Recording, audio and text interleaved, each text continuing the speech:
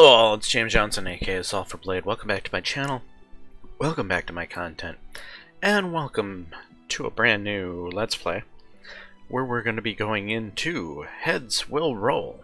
I guess we'll call this maybe Season 2. This current iteration of James, our beloved warrior, who's going to be heading into the battle, looks like so. We've maxed out strength, agility, endurance, and coordination. I've purposely left vitality low because that's the one thing we're going to be able to train in the early game. So we don't want to waste time when we could be training something. We've gone with 15 craftsmanship. That's the highest I've ever started off with craftsmanship, so we'll see how that works out for us. We have a melee weapon skill of 10. That's as high as we can take it right now. We've got 5 in weapon talents, so we can apply all 5 weapon talents straight off the bat to our weapon that we're going to be utilizing, which is the single-handed warhammer. So we'll have 5 weapon talents in bludgeon weapons, if you will. We're going to be starting the game with 6 civic talents. For inventory, we went with the battle belt. For prestige purposes, we went with the noble scabbard for, again, prestige purposes, and to carry around our hunting sword that we're going to be using for scavenging purposes. We have an aventail and mail. That mail is going to be combined with the placard, and the aventail is going to be combined with the with this helmet. We have the affordable chain gloves, reinforced chain gloves, and we're going with full plate leggings. For trinkets, we have the blackjack, which specializes in fatigue damage. So we're going to be using the standard attack, which is batter, on this weapon that does fatigue damage, combined with the blackjack, which does additional fatigue damage. That's going to be one of our gimmicks of this particular build. We also went with the torturer's mask. This particular weapon is pretty much guaranteed to injure if we use the corresponding skill, or not skill but attack, to injure the limbs. So unlike our last failed torturer's build, this one should be pretty much 100% guaranteed to work. And then we're going with the Raider's hood, which is a trinket I haven't used today. It basically gives you 10 dodge and 10 chance to hit if you're using a one-handed weapon without a shield. So we are going to be using indeed this warhammer without a shield in this run to utilize this trinket of giving us extra dodge and extra hit chance. So that means we're not using any weapon skill trinkets. That might make us a little weaker early game, but we should be able to get our weapon skill up to snuff through training by the time it's necessary. Basically, all this means that I don't think we're going to be killing or taking on Ruffin this time. At some point, I want to actually try to kill Ruffin in Cambrai. But I don't think this build is going to be the one that we're going to do with it, because this one is going to be a little bit weaker in the early game due to the choices, but it's going to come on strong, I think, in the late game, which should be fun. Anyway, that's what we've gone with here. Let's just go ahead and jump in.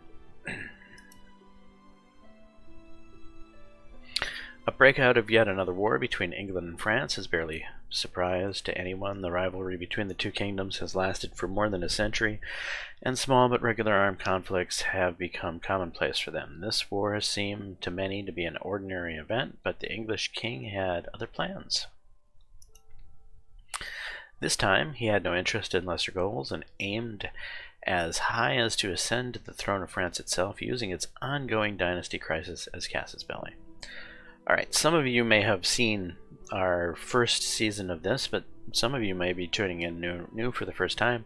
And so we're going to read this for those people who are tuning in to this game for the first time and have not seen the story.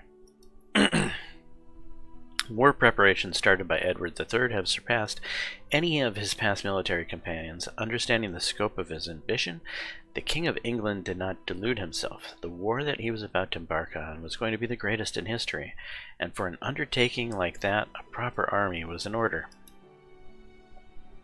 The king began gathering forces long before declaring the war. Long negotiations and uncounted secret agreements bolstered the royal army with numerous allies, as well as mercenaries from all over Europe. The core of his forces, as it's always been, was constituted by the best of England's chivalry, eagerly awaiting their chance to finally outshine the French chevaliers and claim the laurels of the best in the world. For the honorable knights, this coming war was also an opportunity to amass wealth off its spoils and bask in the glory of victorious battle. You too ended up among the ranks of the king's countless soldiers, but unlike the knights and mercenaries eagerly enlisting out of their own will, you, a peasant's son, did not have much of a choice, as besides professional warriors, the army also requires those to do its dirty work, both in the meaning of digging ditches and being able to give up their lives for dirt cheap. By royal decree, a militia force was drafted from the free folk. Many wealthier people were able to bribe their way out of service, but you, coming from a poor family of a fallen knight, we're going to add that little extra into here, had no such opportunity, and thus you received a royal gift for your 18th birthday as an unexpected journey to the shores of France. I'm adding the fallen knight into this story as I'm basically going into the fight with all of my dad's gear. I'm unexpectedly well geared for this poor guy, and that's why. Weapon in hand, you suddenly find yourself treading on unfriendly soil. You wonder whether you will ever see your home again.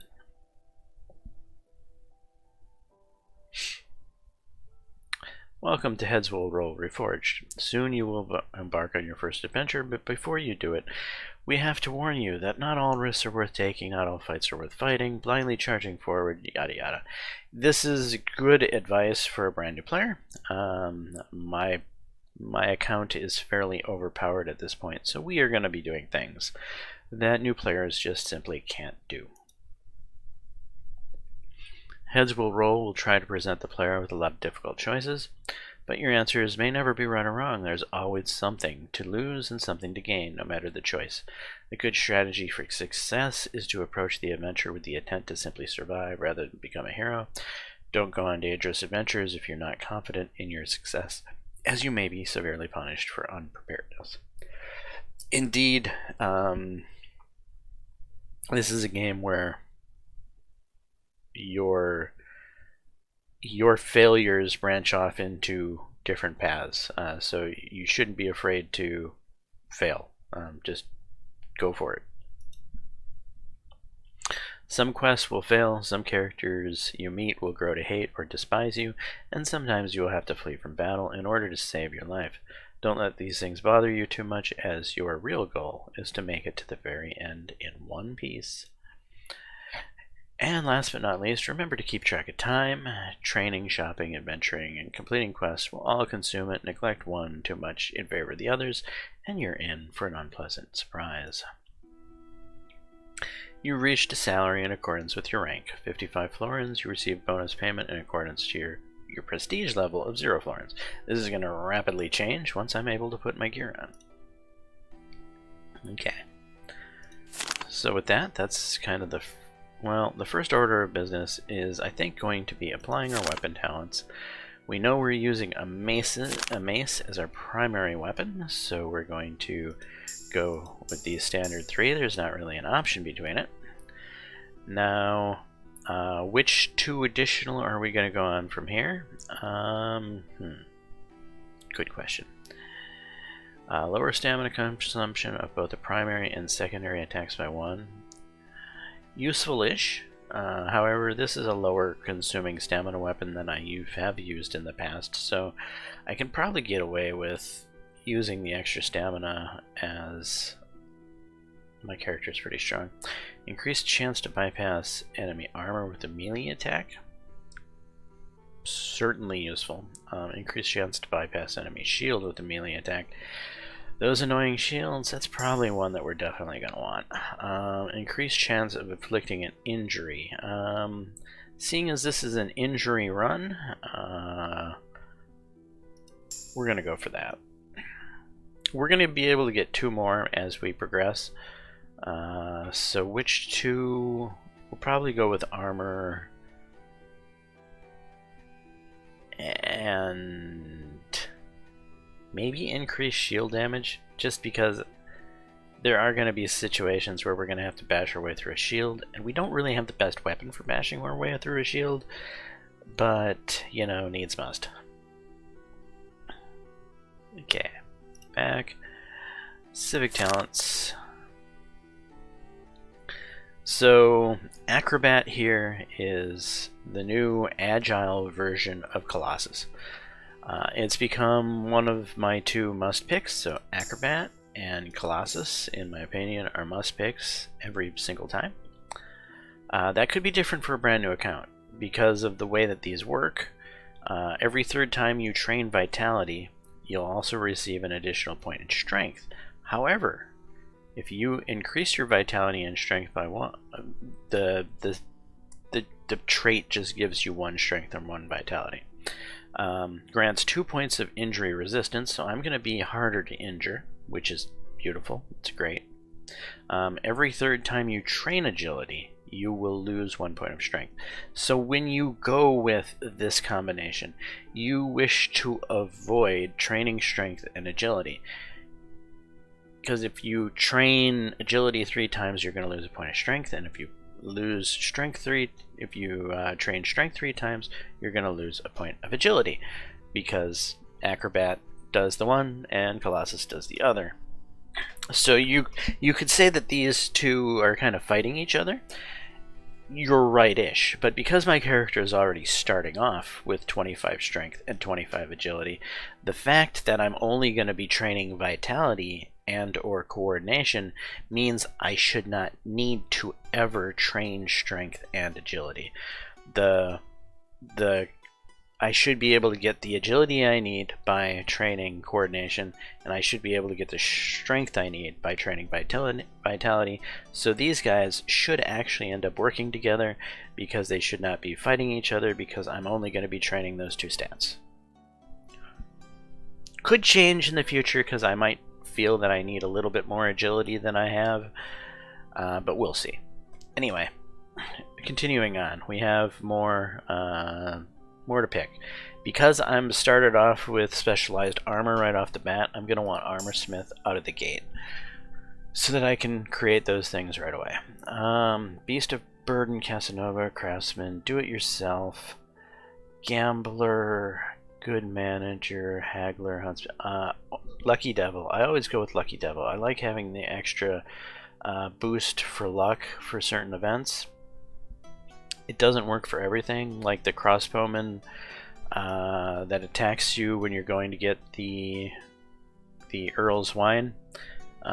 This Lucky Devil trait will rarely proc in that crossbowman event, but the fact that I'm already wearing chain armor means I'm fine. My armor is going to block it anyway.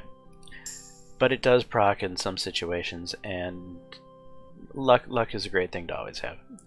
Anyway, I got 2 more points to go with.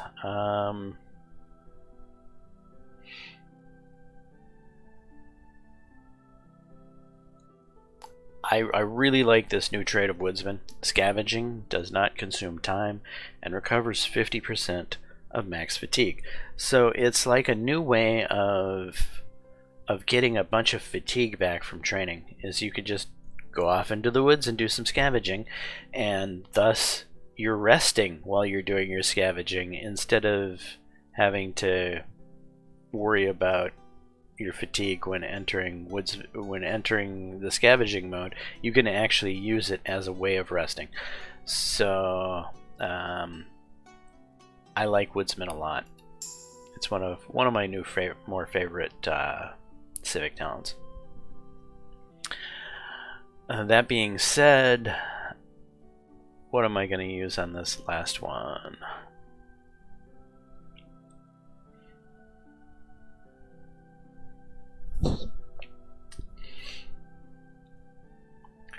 Maybe do it yourself so I don't have to buy the initial tools. That'll save me 2 inventory slots.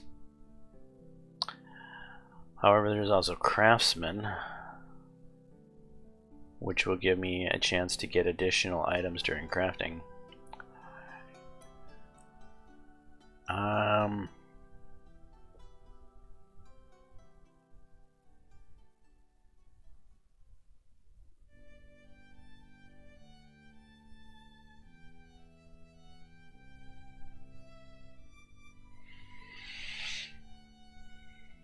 Huntsman is interesting because it would get me some more leather and lower fatigue build up from...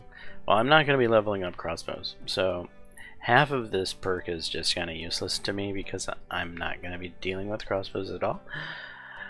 However, it will give me the additional leather and money from scavenging, and I plan to do a lot of scavenging, so this could be an interesting to go with off the bat, but I'm kind of thinking I'm going to do it yourself, so I don't have to deal with those tools, and I have the 2 extra slots. I think next up on the list when I do get one is I'm going to increase my inventory space, and then after that I might end up going with Huntsman. We'll see. Anyway, those are the civic talents we're going to go with. So we've got those things applied. Now we're going to jump into the inventory, and we're going to put this crap on.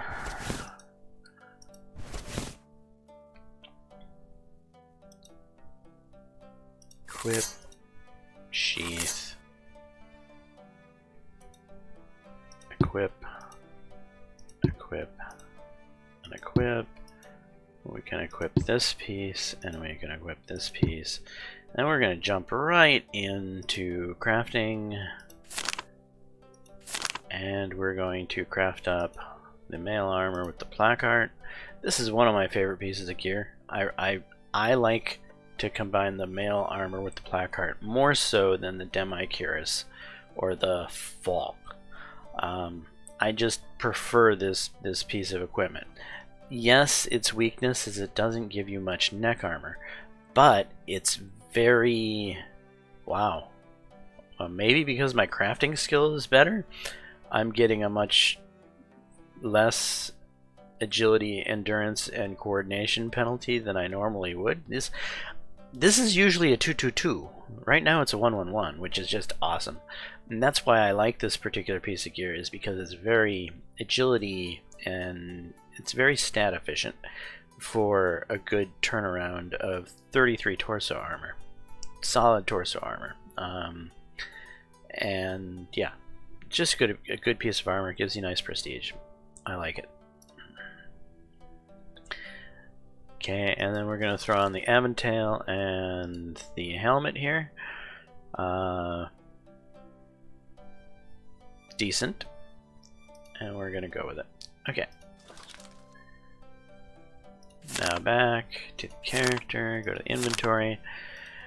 We're going to equip this and equip this. We don't have a gorget as of yet. We probably will get a leather gorget at some point, but we're only going to get a leather gorget. I don't want to take on the additional stat point losses of having really heavy gorgets, because I just don't feel like it's worth the loss in attributes. Alright, this is our character. And with the gear applied, this is what our character looks like. Agility comes down to 20, sadly. So we're using 5 points of our agility up with our armor.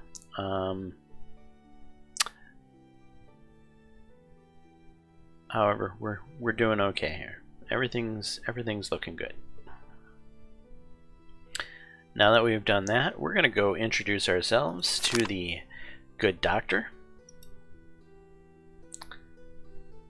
Remember, before you introduce yourselves to the good doctor, be sure to put your stuff on, because if you don't put your stuff on, you're not going to have a bunch of prestige, and if you don't have a prestige, you're not going to be able to lie to her and tell her that you're a knight.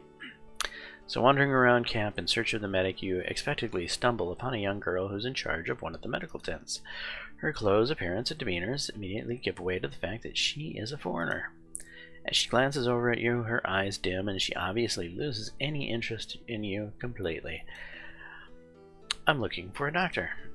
The thing is, I'm looking for a doctor. You found one. My name is Cecilia Grimaldi, and I am the doctor in the service of the King of England. And you seem to be from the militia, right? Huh. I am Sir James, a knight in the service of the Earl. A knight, then, eh? In Earl Northampton's service. In that case, I beg your pardon, sire. But let me ask, do you dress like that because you are poor, or is it just Northampton fashion that I'm not aware of? I'm afraid I'm not up to date with the latest English trends. I prefer to be known by my deeds, not my clothes. I prefer to stand out for my actions rather than my bright, expensive rags. What loud and noble words. Very convenient, by the way, for a person in a shabby gambeson. I'm not in a shabby gambeson, but okay. And let me ask you, Sire Knight, have you already done any things that you could be proud of? I would be glad to hear about your feats. Not yet, but you won't have to wait long. I haven't done anything significant yet, but rest assured, you don't have to wait long. This war will make me the most famous knight in all of Europe. Yeah, I definitely believe it. I just hope that I won't have to pull the arrows out of your cold body a couple of weeks from now. So, how can I help you? I'd like to know about recipes. Forgive me, my question comes off tactless to you, but can you please share some of your recipes? I'm not sure I understand what you're talking about. I meant recipes for medicine and various potions. But why would you need it? Do you not trust my skills? It's quite opposite. I completely trust your skills. However, every drop of blood counts on the battlefield, and I just want to be sure that in case of injury, I can provide myself with first aid. So I would be able to live a little longer and get to you. I see, yes, you're probably right. Many deaths could have been avoided if soldiers knew even the basics of field medicine. Well, I'll be happy to share my recipes with you, but keep in mind, doctor's time is expensive. You can now purchase various crafting recipes with Cecilia. Okay. Ask about healing services. If I ever need the service of a doctor then one of the doctors will definitely help you, but it is unlikely that it will be me. I'm here to monitor the health of more important people. Ha ha! You have no idea. Most minor injuries can be healed free of charge, but it's more serious medical attention is needed, then I'm afraid there will be a price. By the way, free advice, try to treat your wounds and injuries as soon as possible. You can get rid of most ailments if you deal with them in a timely manner. However, if time is lost, the consequences of particular wounds can easily become chronic, and then there would be nothing to do about it. Alright, ask about how she ended up in the war. None of my business, really, but I'm going to ask. Forgive my curiosity, but how did a girl like you end up in the war? I'm not sure this is your business. Well, you're right. Okay, so we've introduced ourselves to the good doctor. Definitely something I suggest to do ASAP. Now we're going to go introduce ourselves to the good sergeant. You find him doing the usual cleaning weapons, noticing you. He looks up and inquiring, asks the sergeant about war. Talk about war. If there's anything to tell, really. The king set off the grand campaign in mainland France is now at the weakest point ever, which presents a golden opportunity to claim a sizable piece of land from these frog eaters. You and I, however, will have nothing to rejoice about. Yes, the pay is good this time, but I strongly doubt that this war will be easy.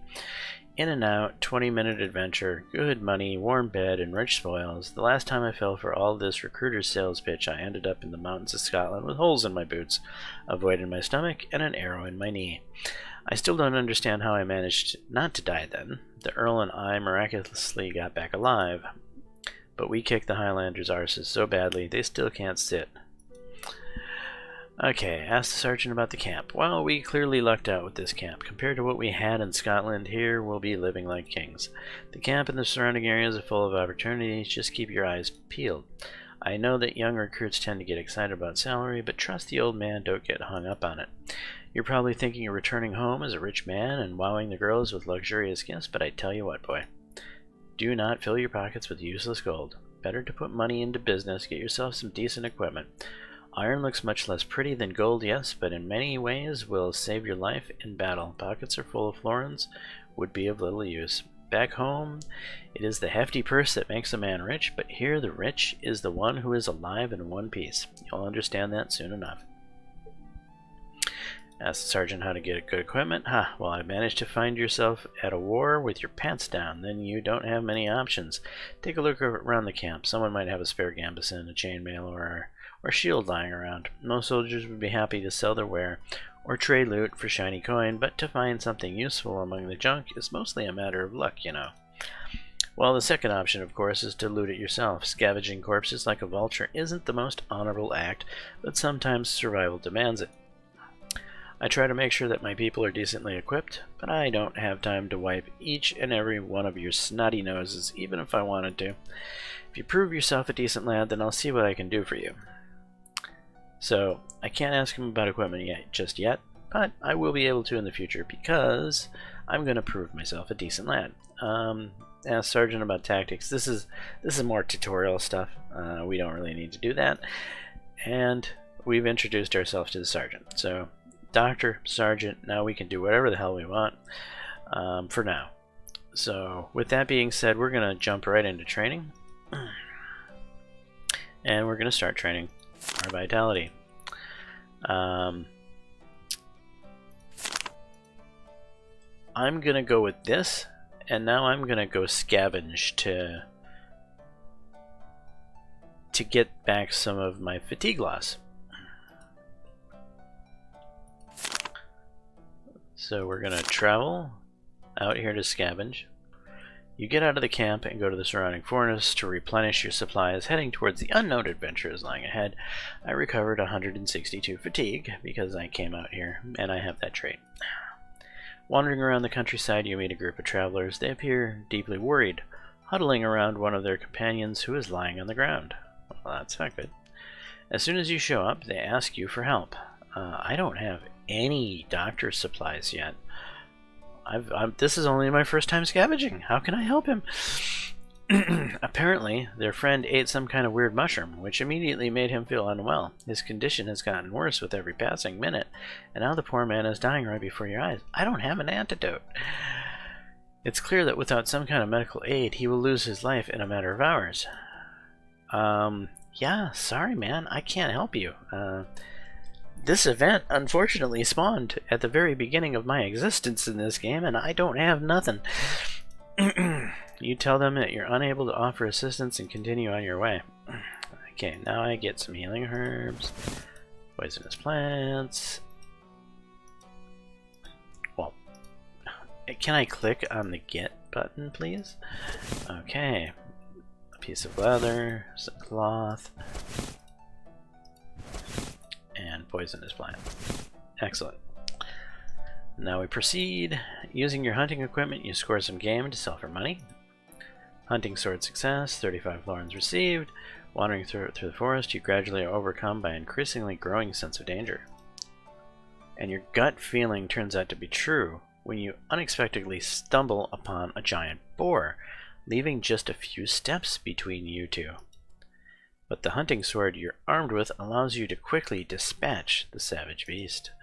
The rest of your way goes back smoothly without any more adventures. You sell the boar's meat for some more florins, 20 florins. Well, that didn't turn out that well. I barely got any leather. Huh. I was ripped. Anyway, we will go into the trading section. And we are going to buy leather.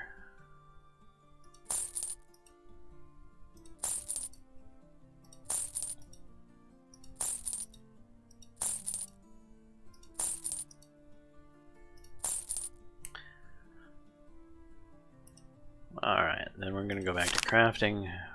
We're going to craft said leather into canteens. We're going to go with 4 of them into a water skin.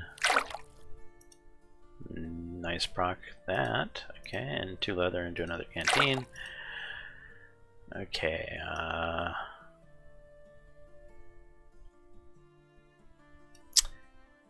1 canteen plus a healing herb will get us a medicine.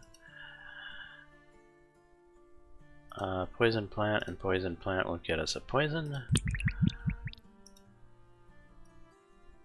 And we are short a cloth.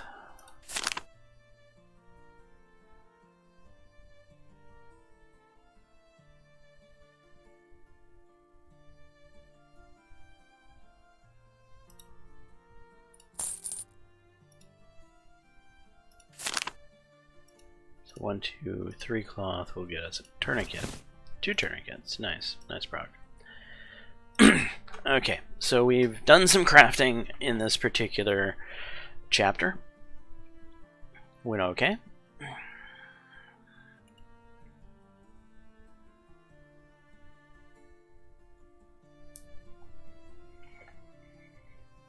And we're gonna go back to training. See, we're back to fresh. So I might have been able to go even more on that, but anyway, vitality, and now we'll go do some gambling. Another vitality.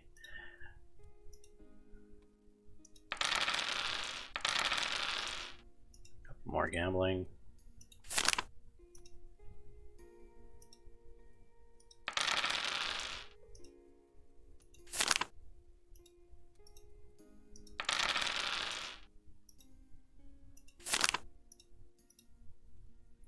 Having spent a bit of time in the camp, you gradually get to know and make friends with various people, including several other young men drafted for the militia. All of you have quite a lot in common, including the fact that, originating from poor families, you were forced to go to war without anything even remotely resembling decent weapons or armor. One of the guys, going by the name of Bartholomew, having a rather shady past, suggests you fix this situation and presents you with a plan. His idea is to borrow the necessary equipment from someone who is not in such dire need as you, the guards of the castle of Dunkirk, that is towering above your camp. According to Bartholomew, the men guarding the castle are guards in name only. They have been drafted from the surrounding countryside just as the war started, and they can barely tell which side of the halberd goes towards the enemy.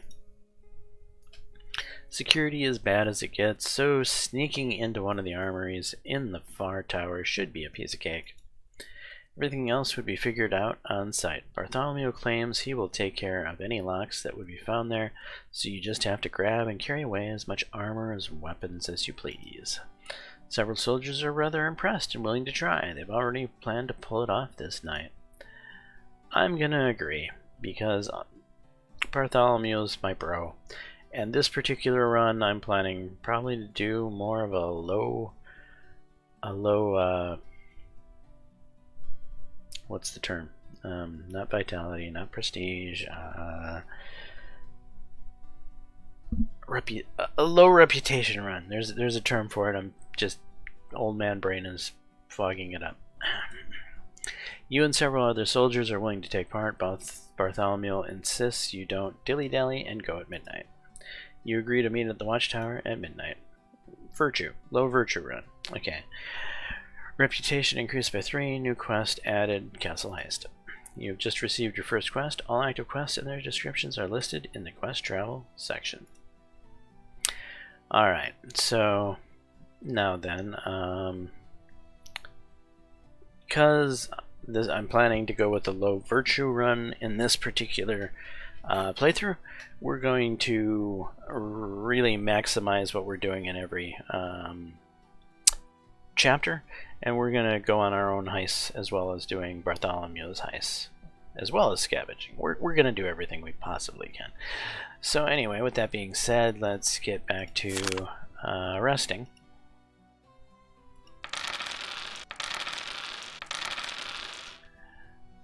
And now we're going to go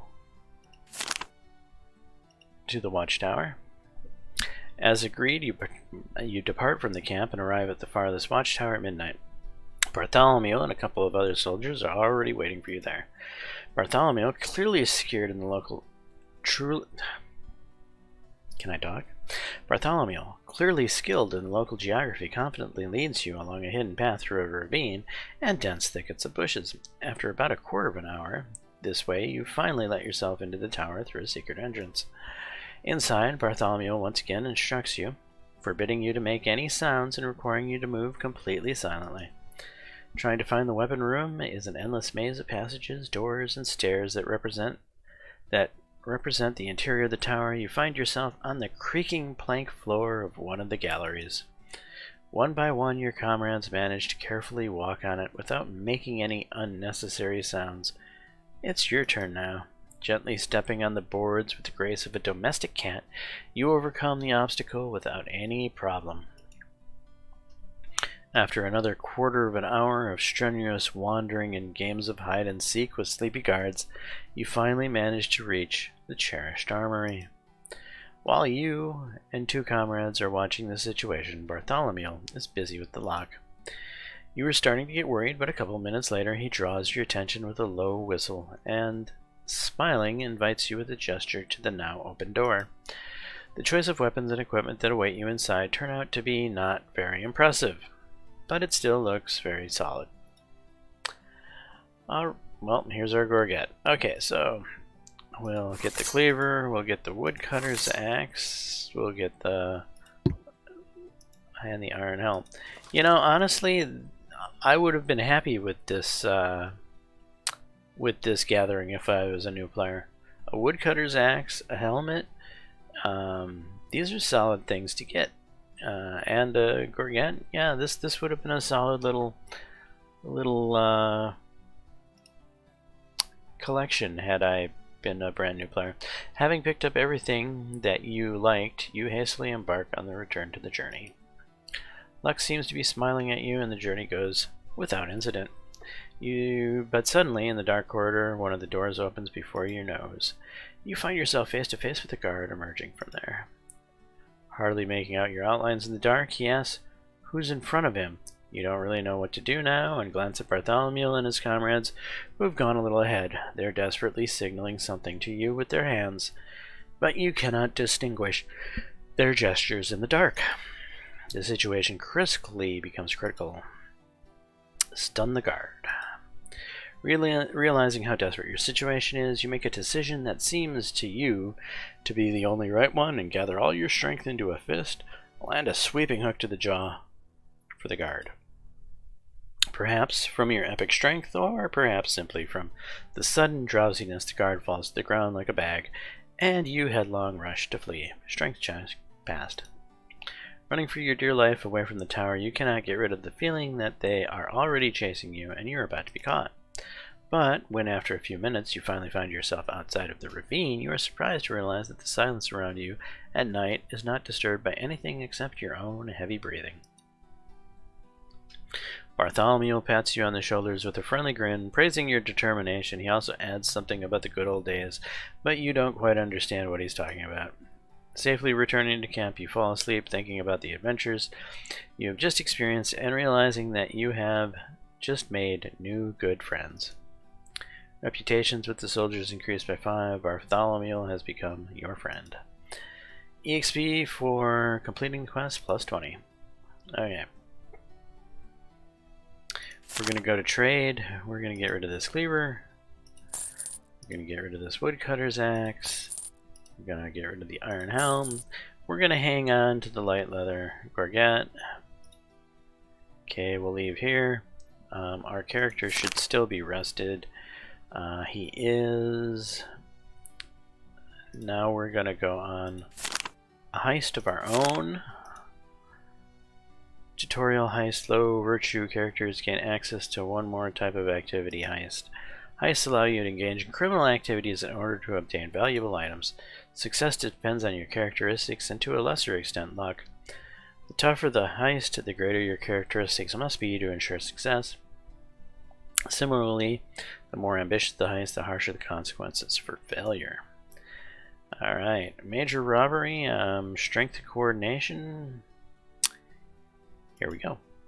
You try to rob the nearby tavern, virtue lowered by 15, and you successfully pull it off. Strength, coordination, luck, success.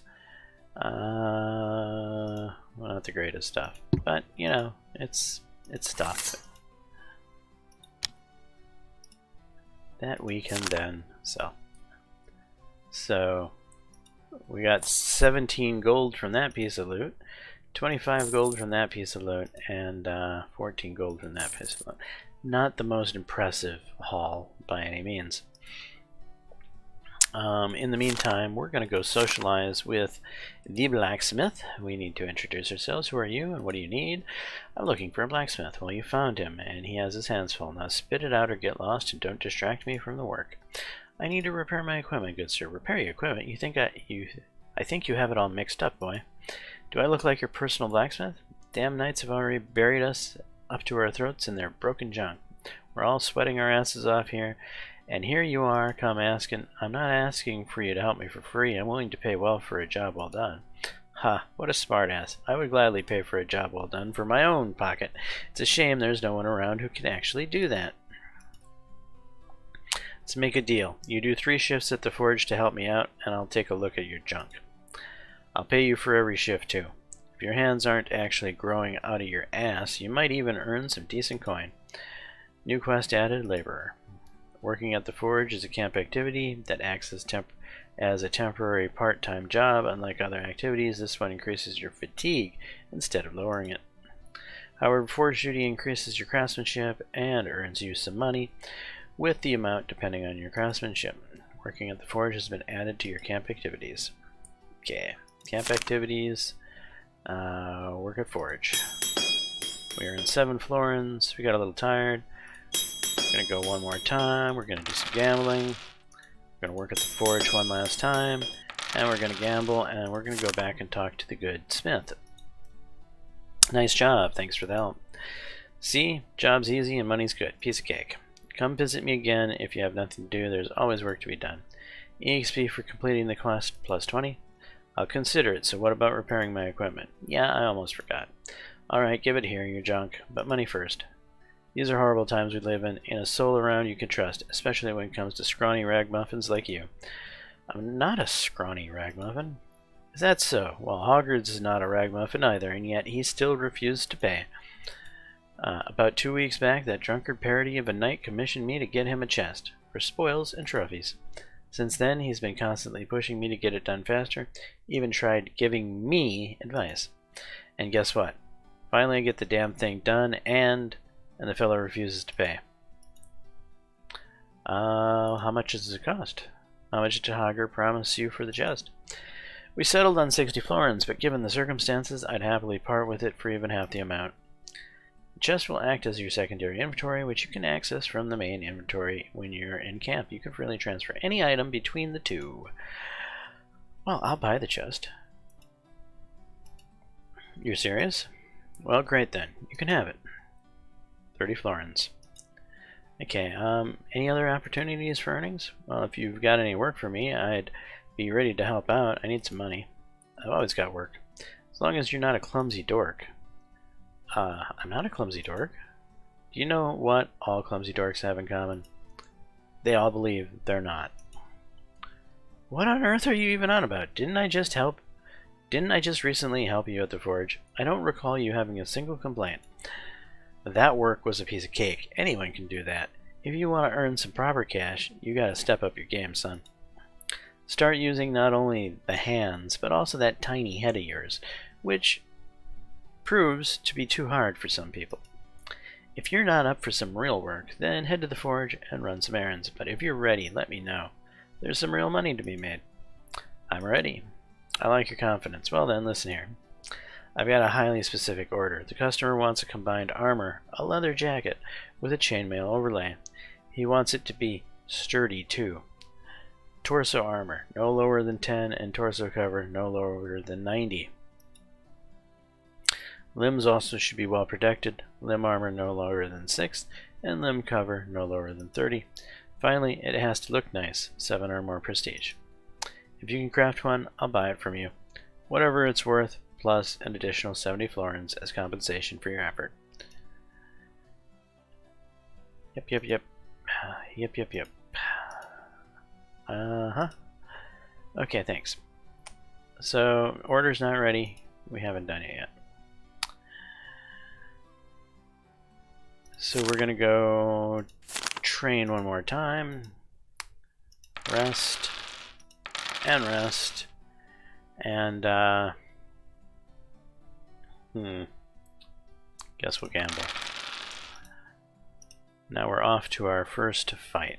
After spending a week at Castle Dunkirk, the army eventually begins to march to the southwest. You know what I forgot to do? I forgot to put some... Well, that's fine.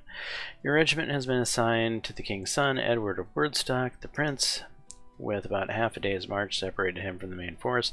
Edward's main goal is to scout ahead and make sure there are no major French reinforcements in sight.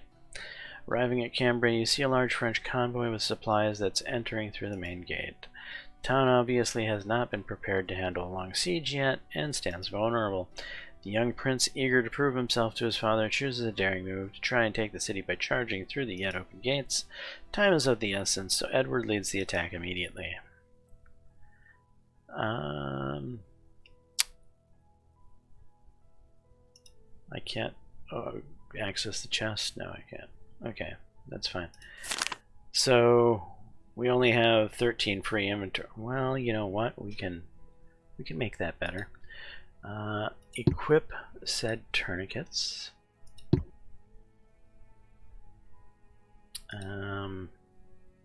Equip and don't drink the water skins. There, we've freed up space.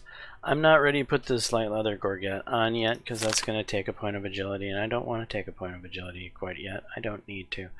But we'll put it on soon enough. Okay. Proceed.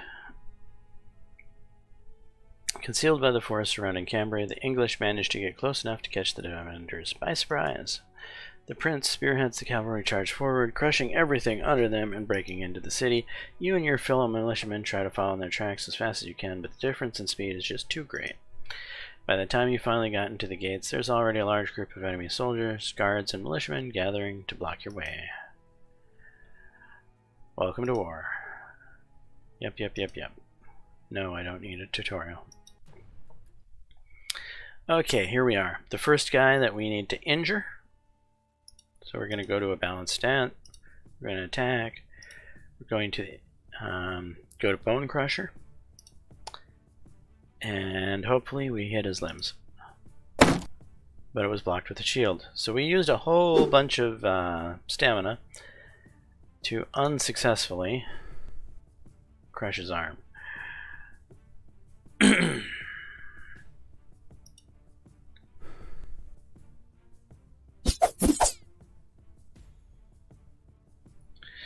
But we're going to do it one more time because we need to injure this guy. And he once again blocked it with the damn shield.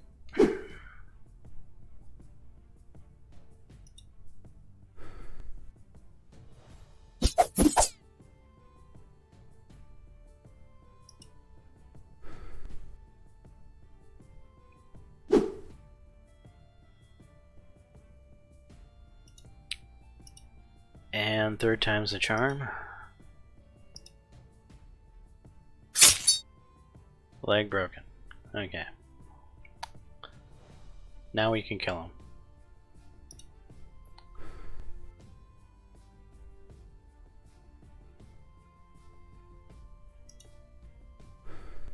And we're already winded from all of this needless fighting.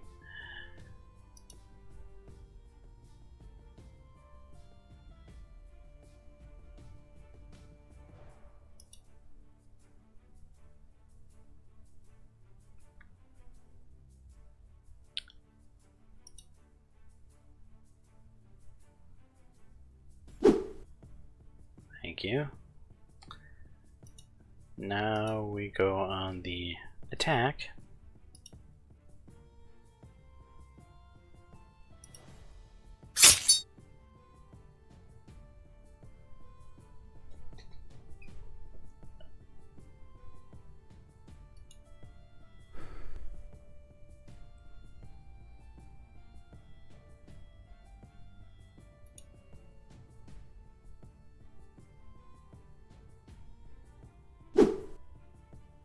Okay. Batter neck. And that should be our first point on our Torturer's Mask.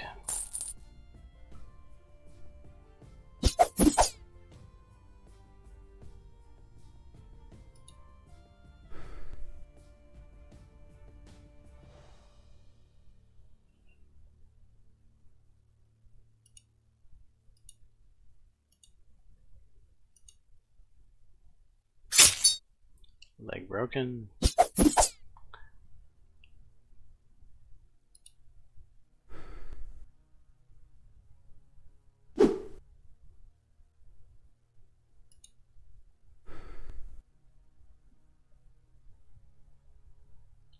This is one problem with fighting like this, is we're going to be fighting the clock in some of these battles. Not to mention I'm going to be using lots of fatigue with that costly attack.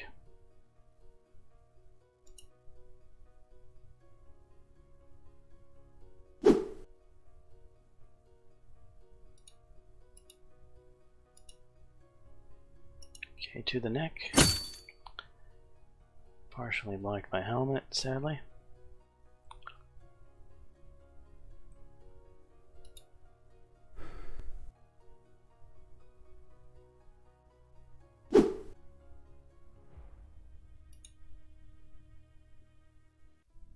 Shit. And I didn't get to kill him. Pause in the action, you take a look around and see several bodies of dead foes. Yes, we're gonna search.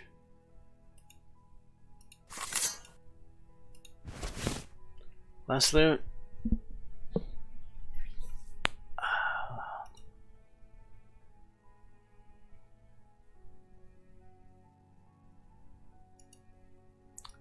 Due to the confusion, you manage to overcome the poorly organized defenders in the swift, rather hectic fight. The tactical retreat into the walls quickly escalates to a chaotic rout. You storm into the town proper, hot on their heels. Inside the walls, however, the situation is already changing. The Princess Knights are struggling to hold against the superior numbers of the French, and slowly but surely are falling back towards the main gates. The Prince could definitely use some infantry support, but rushing to his aid could prove dangerous.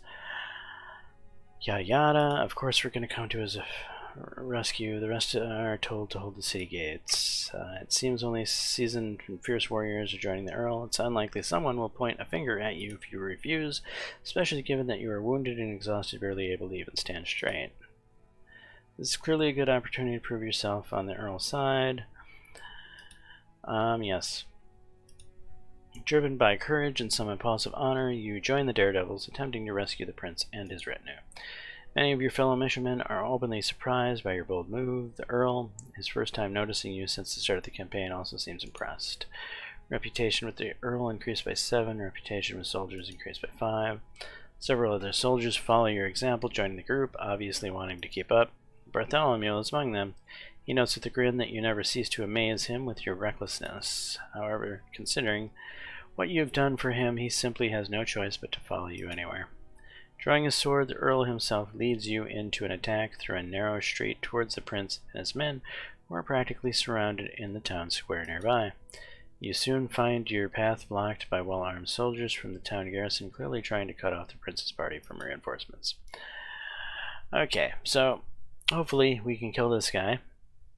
via injuring him without getting Bartholomew in trouble.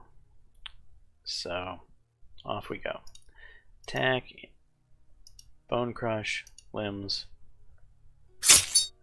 leg broken.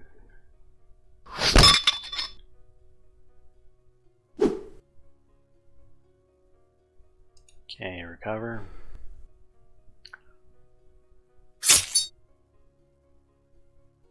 Good job, Bartholomew. Way to go. Hey, leave Bartholomew alone, huh?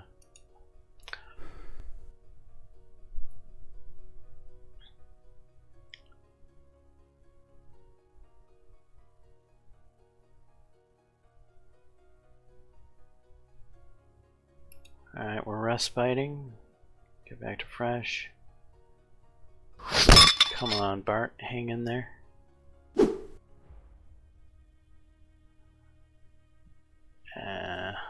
I can't risk Bart.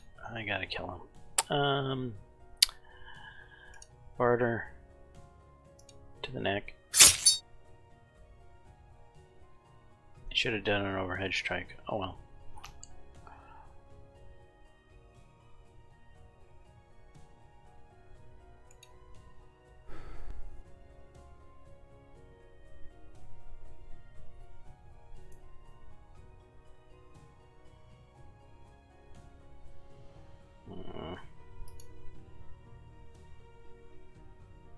Come on, Bart. Finish him off.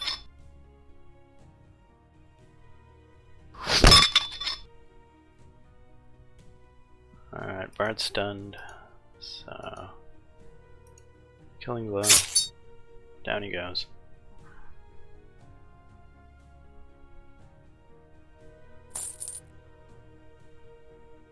Yes, we're gonna loot. Thank you. Thank you.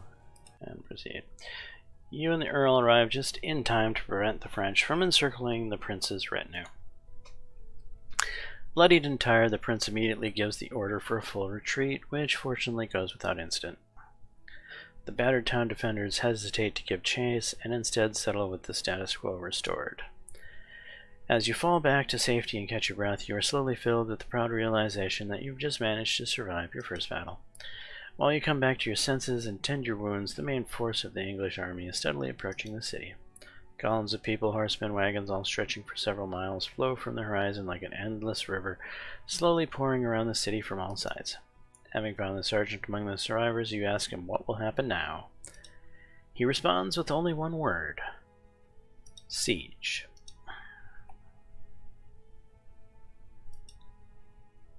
Over the next few days, you watch as a full-fledged city gradually grows all around the walls of Cambrai. Thousands of people, hundreds of tents and awnings and dozens of various siege and assault weapons, and long lines of convoys arrive out every day from almost all directions. You would not dare to call all this a mere camp any longer. According to the sergeant, who is constantly aware of the goings-on, the king will not delay the siege. The success of the entire campaign depends on the speed of this attack, and any further delay will give the French a chance to thoroughly gather their strength. This is why the usual siege tactic, winning the city through the war of attrition, is not going to fly with Cambrai. The sergeant says the assault should take place in about a week, when the siege engines are fully deployed and the rest of the reinforcements have caught up with the army. For now, all you can do is take advantage of what peaceful days remain. You have received a salary in accordance with your rank, and you've received a bonus in accordance to your prestige level. Okay. We're a little tired.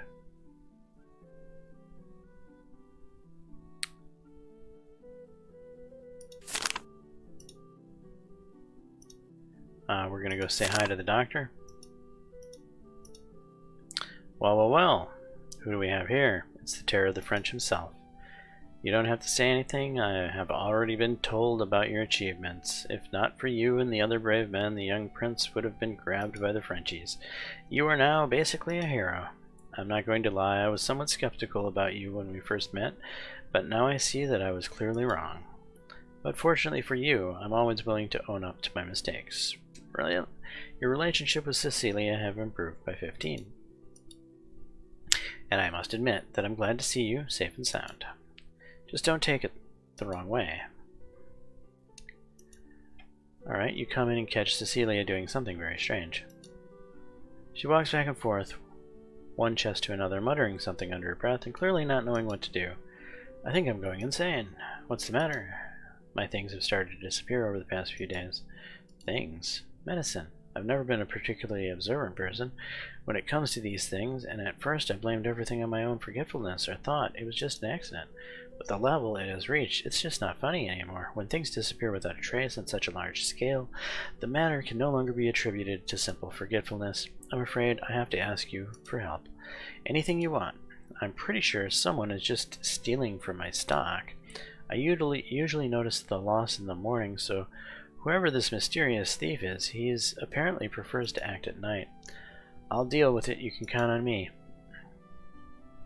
At night, you take up a secluded position near the part of the infirmary where Cecilia and her men store medical supplies.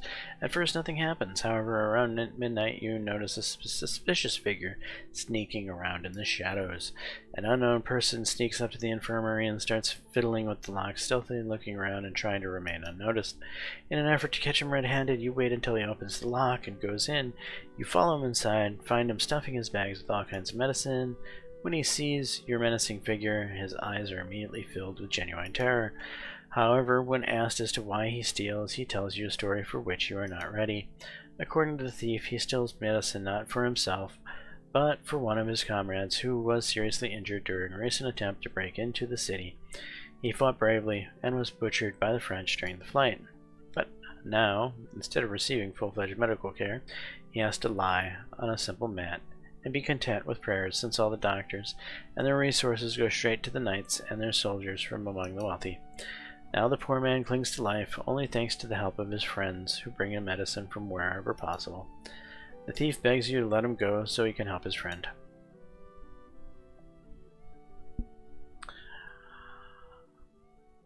I'm gonna let him keep the stolen goods. Moved by a story, you let him go with the stolen goods. My virtue is increased by 5. Mumbling words of gratitude, the helpless thief hurries to hide in the darkness of the night, and you belatedly realize that you probably should have offered him your help in saving his friends, but at the same time you know that you can hardly do much for the poor fellow, and perhaps you should not get involved in this already sad story. I'm going to try to help the soldier. Having hesitated for a moment, you finally decide to offer your help to the soldier, but he has already run into the night, and you have no choice but to set off in pursuit. You manage to catch up with him after a while. At first, you want to call out to him, but then you take notice of how strange he is behaving. For some reason, the thief goes towards the camp exit, trying to hide in the shadows. Reaching the edge of the English fortification, the thief quietly gets out of the camp and runs for his life towards the city. Chasing him is now pointless, and shooting at such a target in pitch darkness is also clearly a hopeless task. All you can do is shrug your shoulders and go home with the knowledge that you've just missed a French spy. Virtue lowered by 5. In the morning, Cecilia once again notices a mess in her supplies and realizes that you have not managed to stop the night thief. Furious, she attacks you with criticism. You lose 15 relations with Cecilia. Only when she finally cools down a little bit do you manage to tell her the details of the story. She seems to be confused at first, but then she suddenly bursts out laughing at how clever the mysterious thief has deceived you. All of her previous anger and irritation are gone. Guessing that the uninvited guest won't dare to visit her again, Cecilia draws a quite logical conclusion that you still dealt with the problem, albeit in a somewhat peculiar way.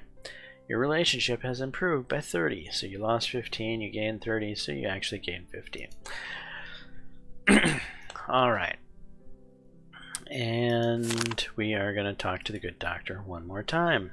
We're going to offer our help. The knighthood obliges me to ask if I can help you with something. I am completely at your service. Oh, how sweet. Do I look that desperate to you? You are walking on thin ice, Sir Knight. However, I'm not going to lie. At the moment, I would really appreciate someone's help. How can I be of your help? The fact is that during one of the recent moves, I lost my sword. Don't look at me like that. I understand that for a warrior, a sword means much more than a sharpened piece of iron you can stab someone with. However, I'm not a warrior. I have a huge luggage full of much more important things. This piece of iron, from medicine and tools to the autumn collection of Venetian dresses. But what was I even talking about? We are right in the middle of a military campaign, and the French now regularly make sorties from the besieged city. Everyone around me is trying to assure me that I'm absolutely safe here, but I can hardly believe it, and the possibility of being in the thick of some battle without a weapon scares me a little. Obviously, I'm not going to participate in anything like this, and your military affairs do not concern me, but I will not be sincere if I say that I will not feel safer with a sword. I hope you understand exactly what I'm asking of you. Sure, I'll get you a sword. I will get you the best sword in the whole royal army. I give you my word. I will be very grateful, and I will certainly return the favor. New quest added, Queen of Swords. Alright. So we talked to so-and-so and so-and-so and so-and-so. Do we have any injuries? No, we don't. Good. We're going to go socialize with the good sergeant. We're going to ask him about equipment. You've proven yourself. I need men like you, preferably in one piece. If you ever need to get a hold of a specific piece of equipment, come see me. I'll see what can be done. Hopefully I don't need to explain that it won't be for free, but don't worry, I won't try to make a living off of you. We'll work something out. So I'm going to ask for a piece of armor. I'm hoping he brings me low quality chainmail. But sometimes he brings patched chainmail, and patched chainmail doesn't work for crafting. But if I can get the low quality chainmail, then I can use it for crafting the armor I need to make for the armor smith. So we're gonna roll the dice and see what he brings me. Come back after a short while. Okay. Now then, we're a little bit tired, so we're going to take this opportunity to travel into the woods. You get out of camp and go to the surrounding forest to replenish your supplies, heading towards the unknown adventures lying ahead. You recover 162 fatigue. Your journey takes you to a forest located near one of the villages. There you meet a local herbalist. Apparently you don't look very friendly or trustworthy because the woman hurries to retreat the moment she sees you, leaving you to collect herbs alone. Okay.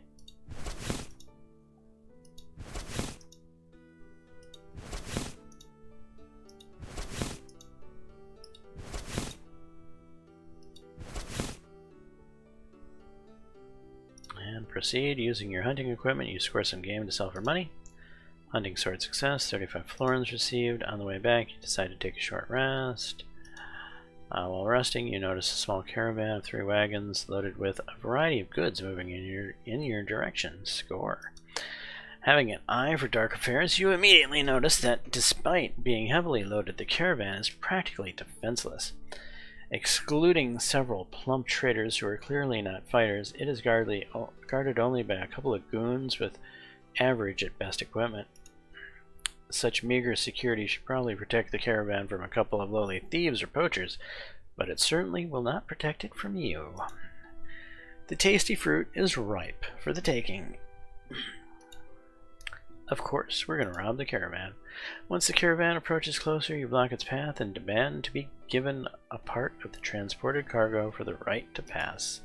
You sound very intimidating and look the part too. All of that creates a highly believable impression of a man who has to be given what he wants, or something very badly will happen. Prestige, total success. The traders, scared to death, offer you 250 florins for the right of safe passage. 250 florins, huh? It's probably more than... Okay, I agree. Take the offer, let them pass by. 250 florins received. The rest of your way back, your way goes smoothly without any more adventures.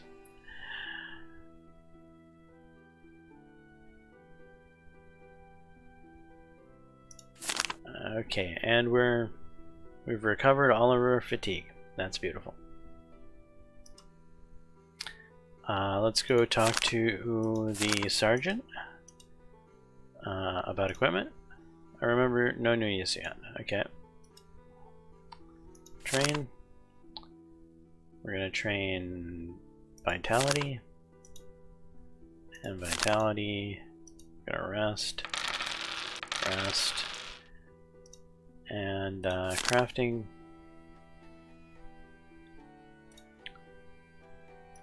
Poisonous plants.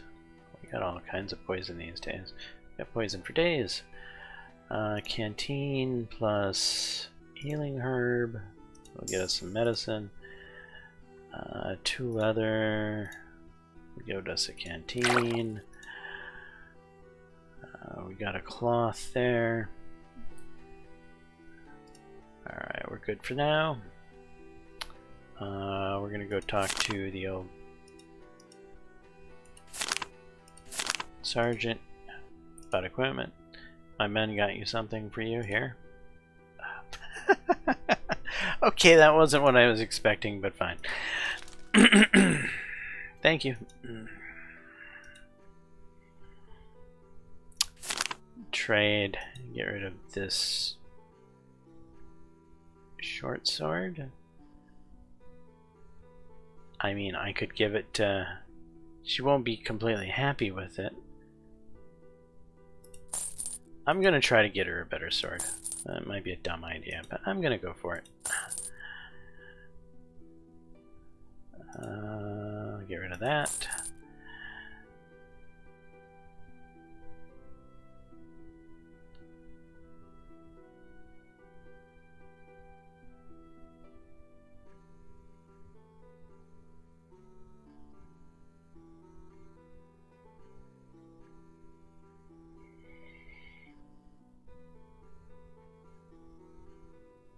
Gonna grab a strong ale.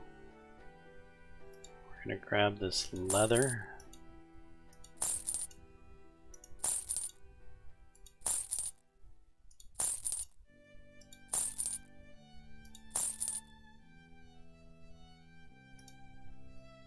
Go to crafting. 2, 3, 4, 5. Please. Damn it. I was hoping it would proc. It didn't proc.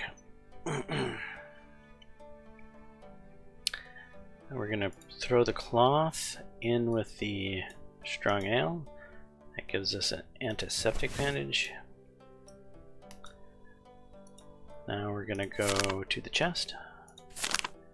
We're gonna store this leather sheath, the leather armor.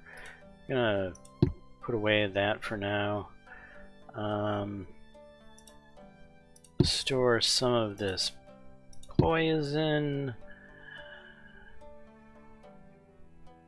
Yeah, that's fine. Now back to inventory. We're going to apply this poison to our weapon, because why not? And we're gonna equip this bandage. Okay, we freed up some inventory space. Great. Now then,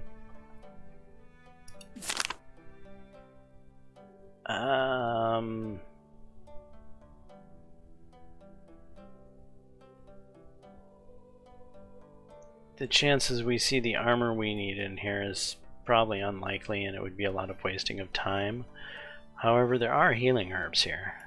I'm gonna grab those.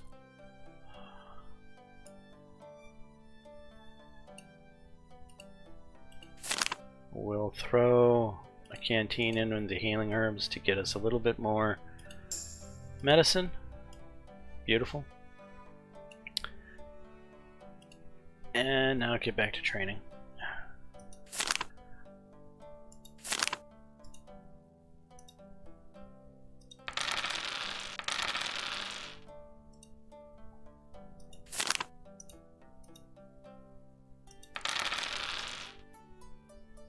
A soldier knows very well that one should always stay away from the authorities, and now you fully realize the truth of these words, having accidentally caught the Earl's eye on one of the days. You immediately get called to him to receive a responsible task.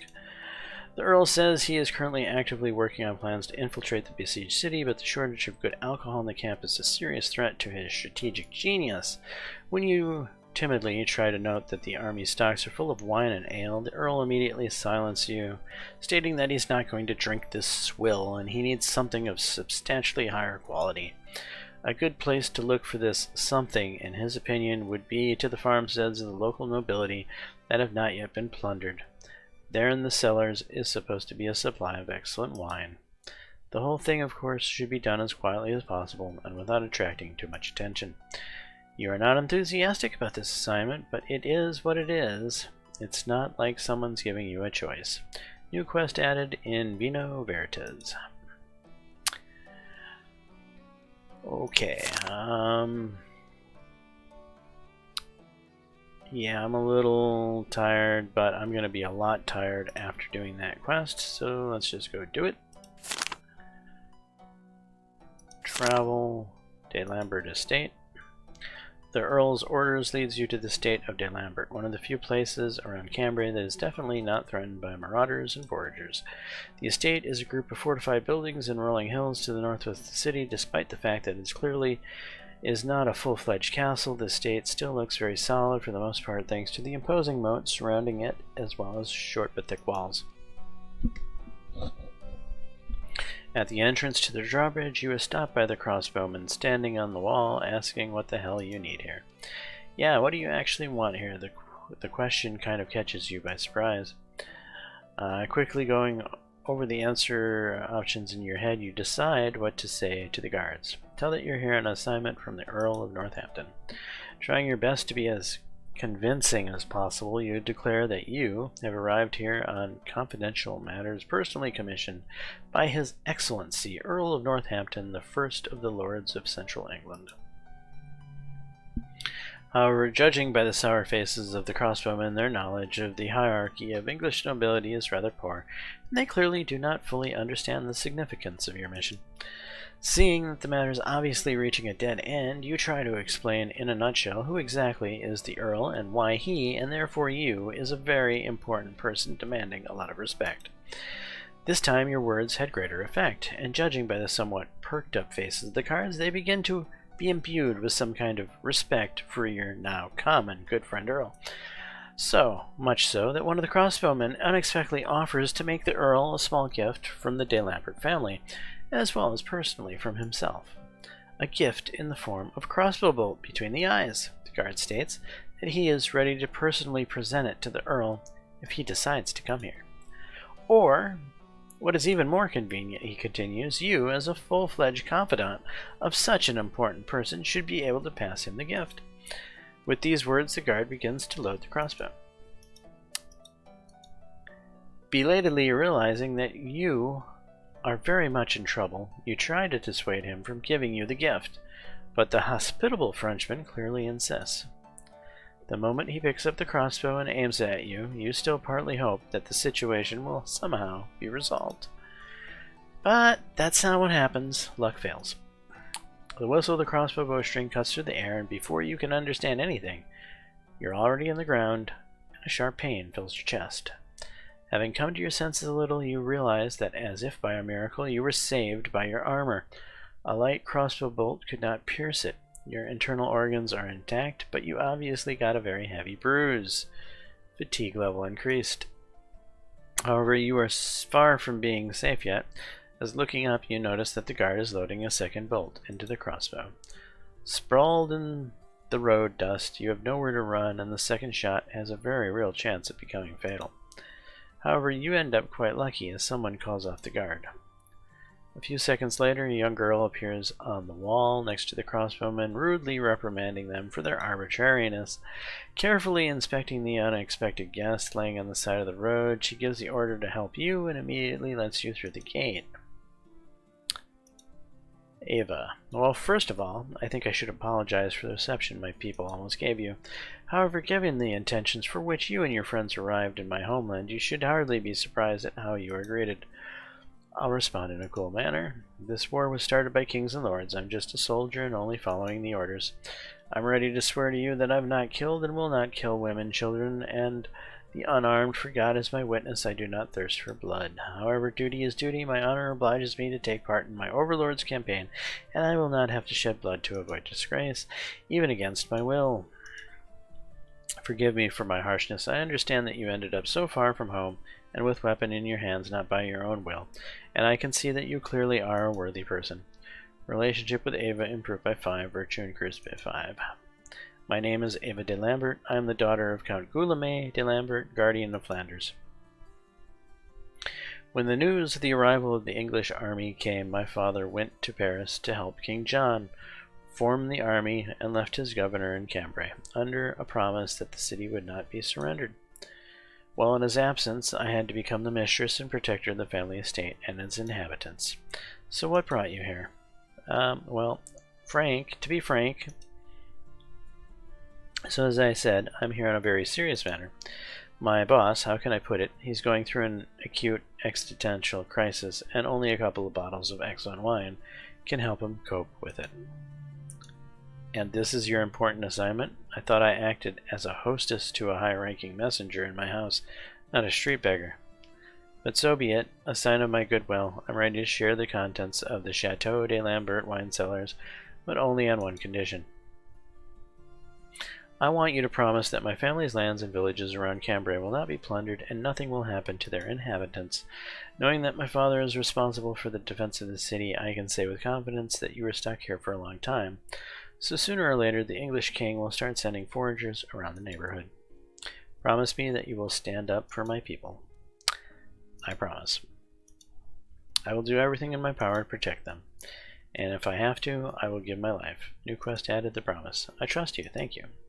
We barely know each other, but somehow I feel like I can trust you, as if you have something noble in you. Your relationship with Ava have improved by 10. Well, in that case, I'll be true to my word too. The content of the de Lambert estate wine cellars are at your disposal. I dare to hope that my generosity will serve as a reminder of this conversation to you and your lord, and you will not commit rash acts that could stain your hands and honor with blood. I will be glad to see you as my guest again, and not necessarily on someone else's errands. New travel destination added, de Lambert Estate. Your return to camp is uneventful. Now I need to go talk to that damn Earl. I hope it's something important about your wine. I got what you asked for. Here are several bottles of excellent French wine from one of the local chateaus. Great job, my boy. I saw you for the second time in my life, but for some reason I felt that I could definitely rely on you. And as you can see, I was not mistaken. The reputation with the Earl is increased by 10. I'll be honest, I hate fools who cannot be entrusted with anything at all. But as it usually turns out, these fools make up the majority around here. It's nice to see that you've got a head on your shoulders. I will remember you in case I suddenly need a reliable person. And this is for your work. 35 florins. Now piss off. EXP for completing the quest plus 20. Okay. Speaking of which, do we have enough for a civic talent? No, we don't. Alright. All that is fine. Character. No. We're going to train, going to rest, and gamble. I did scavenge already? Yeah, I did already scavenge. Okay, so I'm gonna have to rest the old-fashioned way.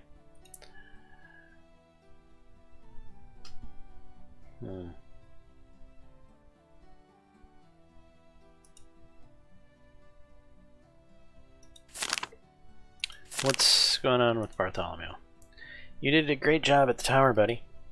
I thought that we were for sure busted. when this fat-ass dummy of a guard appeared out of nowhere. But you did not drop the ball on this. That blow definitely made him see stars, but you are obviously a buff guy, so there is no surprise, really. There are many soldiers in our camp who like to throw fists, especially when good money is at stake, so do not miss your chance, and maybe go try yourself as a fighter if you feel competent. To be honest, I myself know a couple of good old tricks. Back home, not a single visit to the tavern was complete without a good fight, I'll tell you that. Oh, good times. What's new? Any news? News, you say? Well, I have a little business in mind for which an extra pair of hands would come in handy. I'm all ears. I have my eyes on one warehouse where I can line our pockets with all sorts of stuff. The plan is thought out to the smallest detail. Everything will go off without a hitch. Without a hitch, you say? Exactly. Let me guess. Everything is covered, but there is one but. A little nothing, really. I just need to make the quartermaster take a nap for a couple of hours, and it's in the bag. And this is where you come into play. Took a couple of hour nap. Tell me you don't mean... Of course not. No blood. You don't even need to be there. I'll do everything myself. All I need from you is to help me with the right ingredients. I know a good recipe for a potent sleeping aid and have got almost everything I need by now. It's only a couple of plants left. There should be plenty of them in the surrounding forest. You just need to take a good look. Oh yes, well, and of course I need a bottle of cheap booze to which I can add a sleeping aid. There should be plenty of this junk in the camp. Well, can I count on you? You will be golden if everything goes smoothly, I'm telling you. Alright, I agree. What can I say? The deal is suspicious, the prospects are vague. I'm in. Great. You know what to do. Just don't delay too much or we'll miss our chance. New quest added, easy money. Alright, what exactly does he need? Easy money requires a healing herb, a poison plant, and a bottle of liquor. I don't think I have those things. We'll go talk to the doctor. Okay, one healing herb, one poison plant. Then we'll leave here. And we'll get ourselves some ale.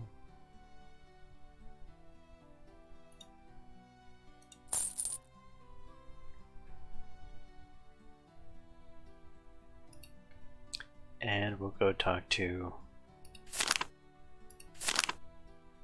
Bartholomew about the ingredients. Poison plant, healing herb, liquor. Great, this is exactly what I need. Now it's time for me to do my part of the deal. You don't have to worry. Drop by my place in a couple of days for your share. Take a bigger bag with you, you'll need it. EXP for completing the quest plus 20. Did that give me a civic point? No, not quite yet. Okay.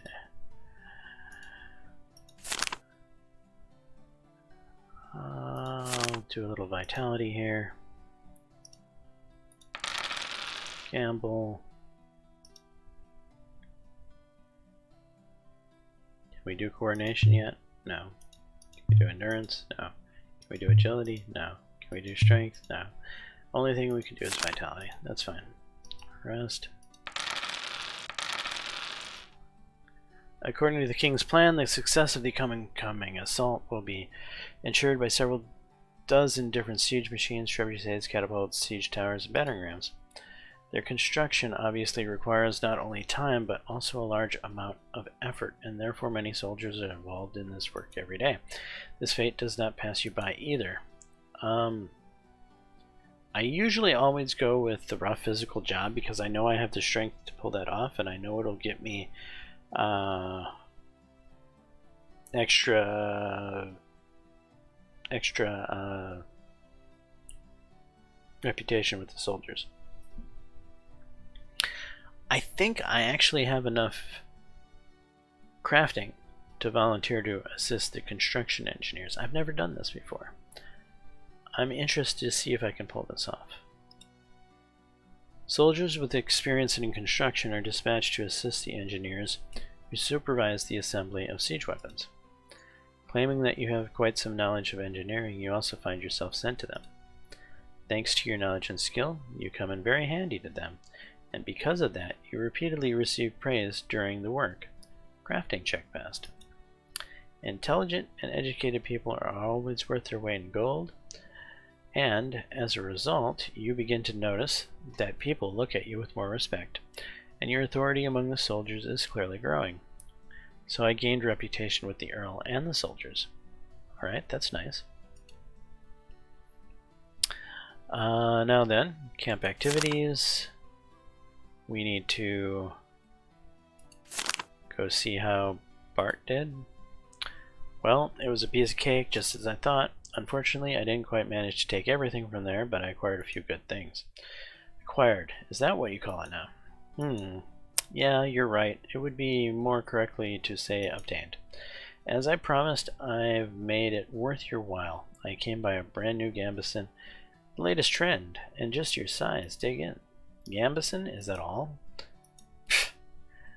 I would have bitten my tongue if it were anyone but you, buddy, because aside from this Gambison, the only other things I have in store for you are a firm handshake and a thank you. And if you would prefer the latter, then please, no problem. What do you say? I'd rather take the Gambison. Thanks anyway. You're welcome. Is this supposed to be my reward? One puny Gambison? Of course not. There's all kinds of stuff in here. Pick whatever you want. Alright. Jacket. Scabbard. Poor man's pouch. Proceed. So what? You're happy now? By the way, I completely by accident got my hands on a large variety of items. They aren't of any use to me though, so take a look through them when you have a moment. You'll end up fancying something, I'll give you a good deal. Oh, I'm sure you would. Hey, don't be like that, friend. I'm just trying to look after you. There will be a day when I'm no longer around and you'll suddenly realize how much I was doing for you. Alright, let's see what he's got. The last guy who said it was all stolen left here with an eye swollen. Okay, he's got the blackjack, brigandine, da-da-da-da. Spare crossbow string will come in handy in the future, so we'll buy that. Otherwise, I wonder, can I sell him stuff? No. Okay.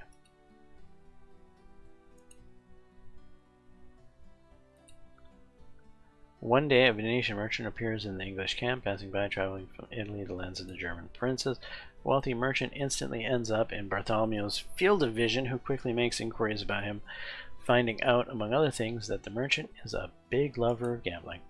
At the same time, however, he's very cunning and is familiar with most of the tricks that cheaters usually use, and because of it, it would seem that it would not be possible to make easy money on him. Bartholomew, however, being no slouch in everything that concerns gambling, is determined to try his luck, and has already scheduled the game with the Venetian. According to Bartholomew, he is absolutely confident that he'll be able to outplay the merchant as soon as he sees through his strategy. However, this may not work out the first time. This means he will need a hefty sum in order to open up the opponent. Given the Venetian's gambling addiction, you can be sure that he will definitely not leave the table until he fishes the last coin from his opponent's pockets, or until he empties his own purse. According to Bartholomew, you can earn a lot of money that way, although you have to find a good capital to spend on the game, but at the same time, success will doubly guarantee if you manage to get some lucky dice. Addressing you as a friend, he asks you to help him raise money, and promises to generously share the booty in proportion to your investment. Given the game is scheduled for the next evening, you don't have much time. New quest added, Hustler. Okay. Camp activity, socialize, Bartholomew. Cheers, brother, what's up? About the Venetian merchant. Here's 100 florins. Heavens, where do you get so much? With pockets this fat, it's surprising that you aren't traveling the world as a wealthy merchant yourself. Alright, I'll try not to screw it up. I'll let you know how it goes.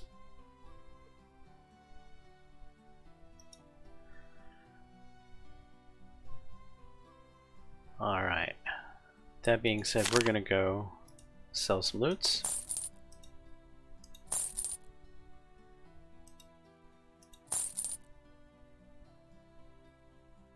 That'll do. Gonna go to our chest, store the crossbow string.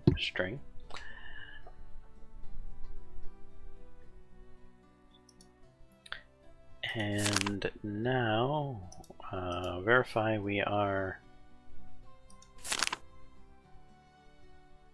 fairly healthy, got most of our stamina, we're looking good here. So it's time to do a heist. Strength and coordination, yes. You try to rob the nearby mill, virtue lowered by 15, and you successfully pull it off. Strength, coordination, luck, success. A bunch of garbage, great. Get.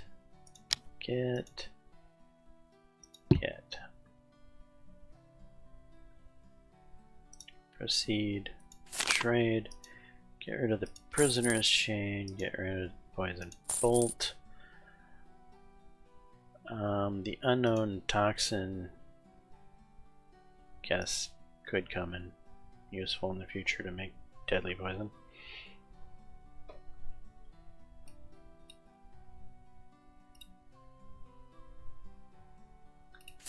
Okay, let's do some training.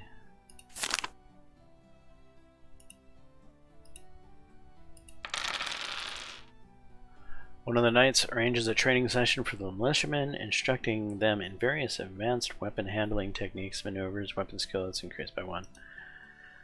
Oh, yeah, I should be working on that, shouldn't I? And I have the money to do it, don't I? Do I? I think so. So, let's go to train. And, I don't think we have the... Yeah, we don't have the rep, we're nowhere near it, but we probably have money for training with a coach.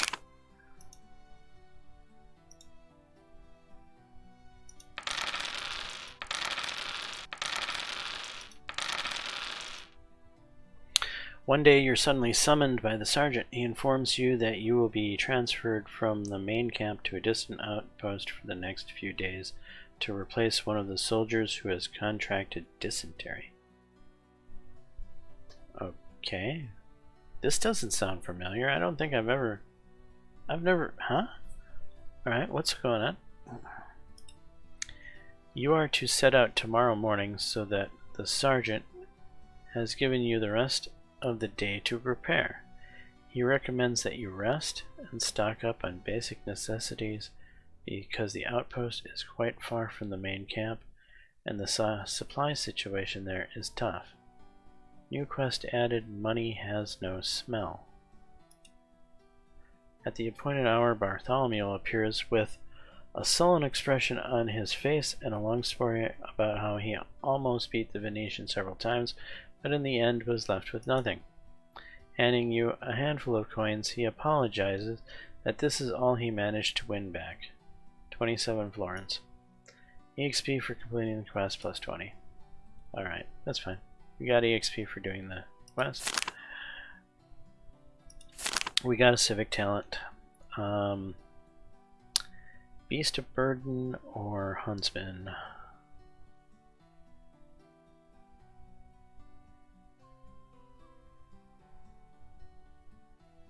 I think Beast of Burden.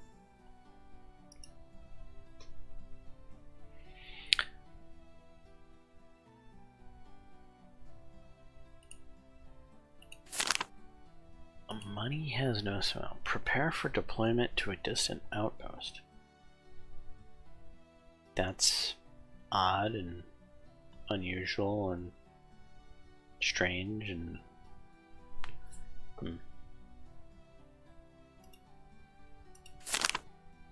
Did I do the heist here? Yeah, I already did the heist. We're gonna go to the De Lambert estate. I came for you.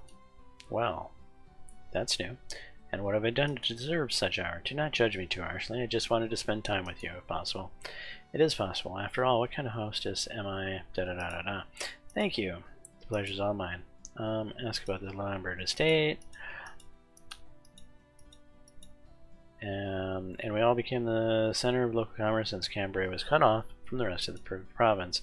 People need money even during the war, while other materials needs are not going away either. Of course, that means that almost everyone who needs to buy or sell something regularly drops by. Take a stroll through our market square on the way back. Maybe you will find something useful to buy. Help out the locals with some extra coin. I certainly will. Marauders do not particularly disturb us here, and we feel relatively safe so far, but who knows what will happen next. And ask about her father. You mentioned your father. We first met. Something about him helping the French king raise an army. My father has been fighting the English all his life, first in Scotland, then in Flanders, then somewhere else. I hardly saw him when I was a child because he was always away on military campaigns, and each time he returned with new scars and wounds. I was afraid of him as a child. He seemed too rude and harsh to me. I didn't know what to do when I was around him. I didn't know what to talk to him about. My own affairs and problems and worries seemed simply meaningless next to him. Would it be interesting to hear about my new dress for a person who has traveled around the world, crushed armies and many thousands, and concluded treaties that decided the fate of kingdoms and kings? This story could easily have come to a bad end. But as I grew up, we found common ground. Looking at him, I learned to distinguish good from evil and truth from falsehood. I've learned a lot from him, including love for my own country. If the de Lambert estate had not turned into a shelter for hundreds of refugees, the concern for the life and safety of whom fell on my shoulders, then make no mistake, I would have been defending Cambrai with a sword in my hand. And I would be happy to die for my country, for my family, and for my king. And you, James? I'm ready to die for my country. As any soldier is supposed to be. Virtue increased by 5. I can see it in your eyes. There is some kind of fatalism behind them. Stern and silent willingness to face anything that is brought down upon you, and then to emerge victorious from the fight with your fate. Or to die, as befits a man. As befits a man. Even though you are fighting under different banners, I cannot help but respect you for this. Ava's relationship has improved by 10. Alright. We don't need that utility knife because we have the crossbow string, so we don't need this. Antidote will come in useful here in the near future for Bartholomew, so we'll buy that. The rest of this is not particularly useful.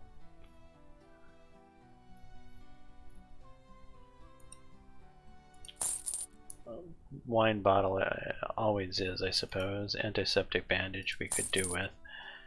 We're supposed to spend 150 gold here, but we can always come back and buy more.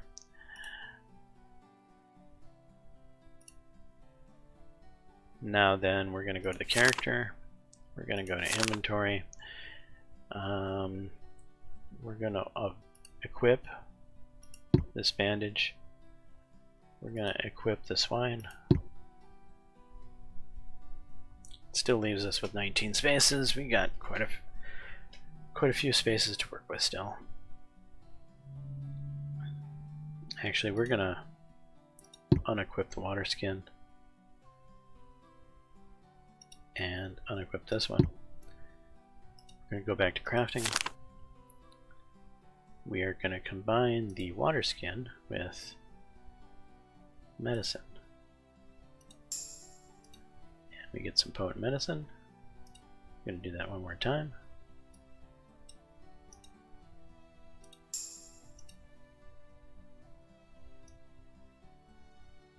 Okay, good to go.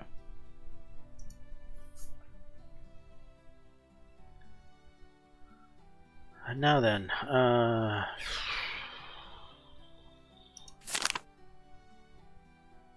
guess we'll do one train and go to gamble here.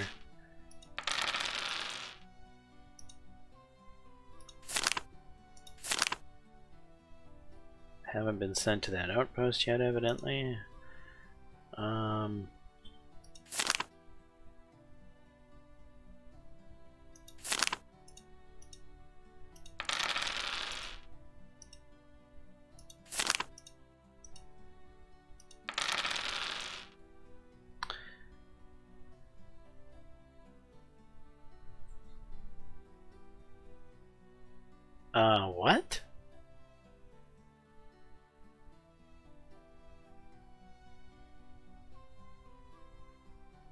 I don't understand.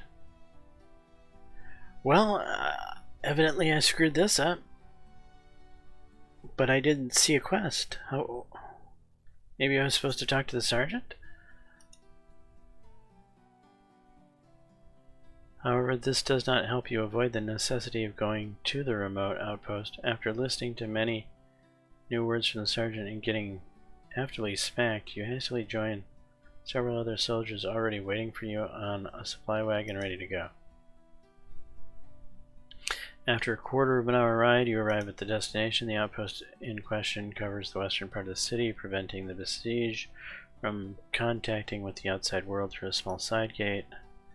It is occupied by just a dozen people and is run by a deputy commander, a suspicious-looking fellow with a cunning squint and a habit of always looking around warily. You haven't made any extensive connections among the soldiers, thus you naturally don't find any acquaintances at the outpost. Reputation soldiers check failed. That same night, you and the company of one of the old inhabitants of the outpost go on your first guard duty. Shortly after midnight, your partner suggests you take a nap and says that he will stay on duty on his own for a while. He promises to wake you up in case of emergency. I refuse. The idea of a little nap on combat duty doesn't seem great to you, and you decline. In response, your partner suggests that you freshen up a bit and race down to the creek for water.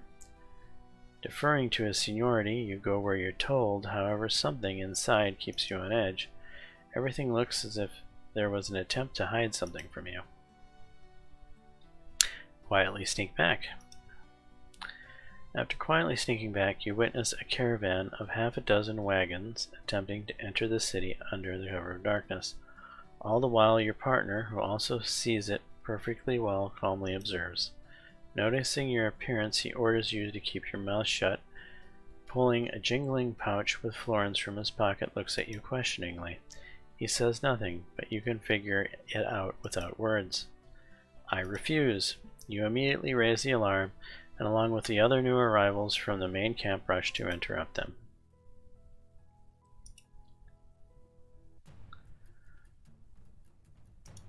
Alright, hardened militiaman, bone crusher, limbs, and I missed. Of course I missed.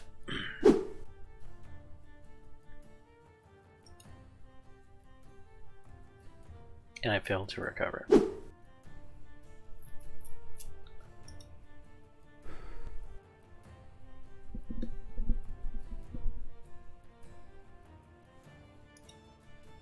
I'm already winded.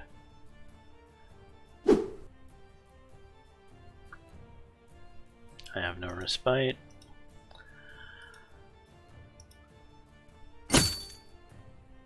Okay, he's got a broken leg. We can kill him now.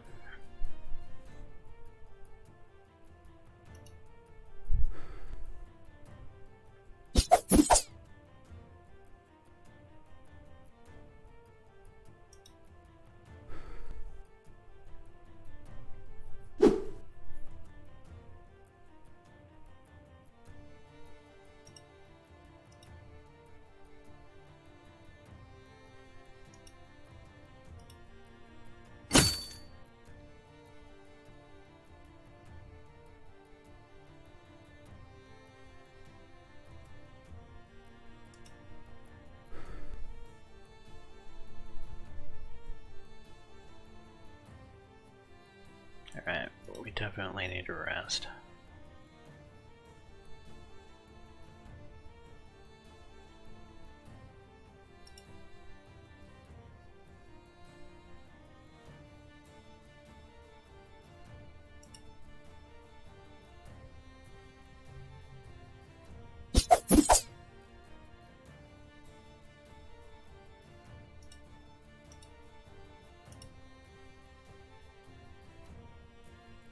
Just crack him in the head. And now he should be dead. Yes.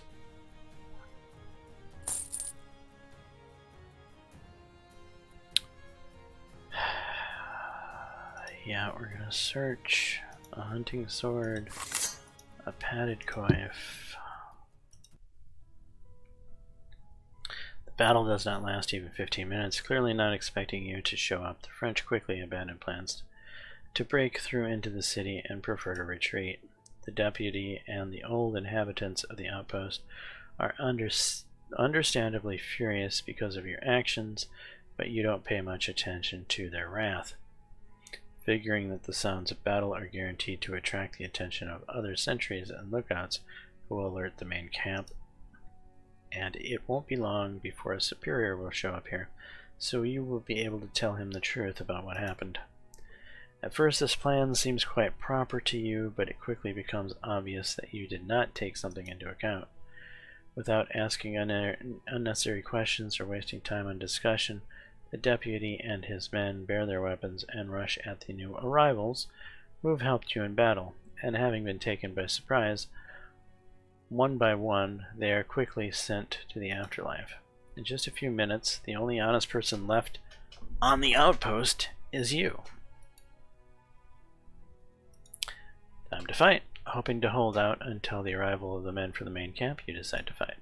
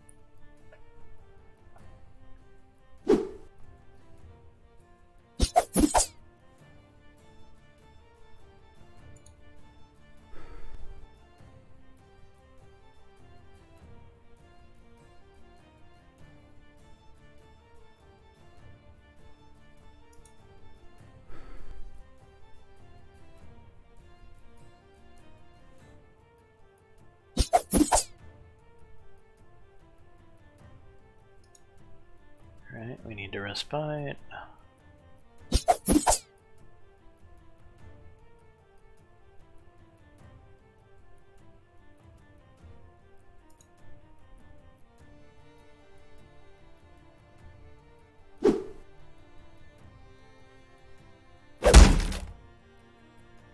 Oh, really?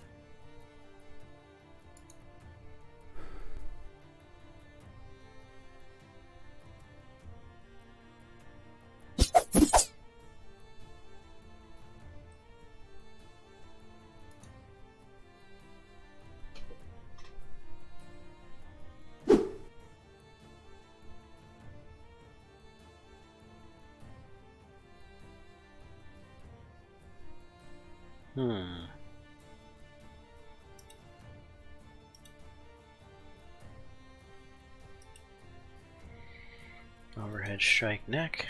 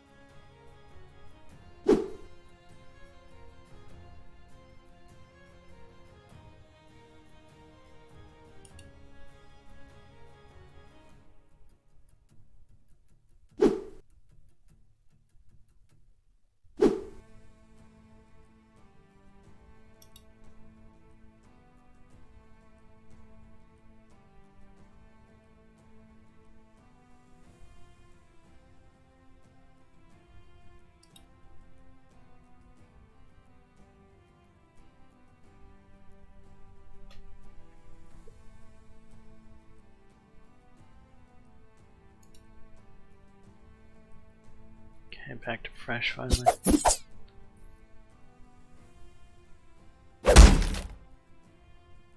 Oh, thanks.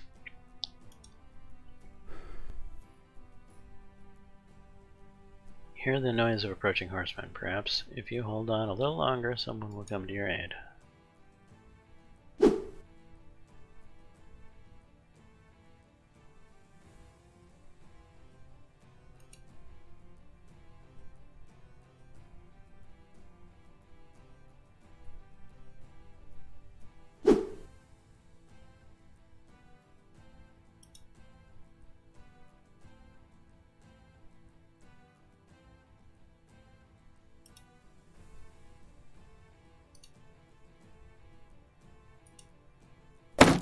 And blocked by shield, of course.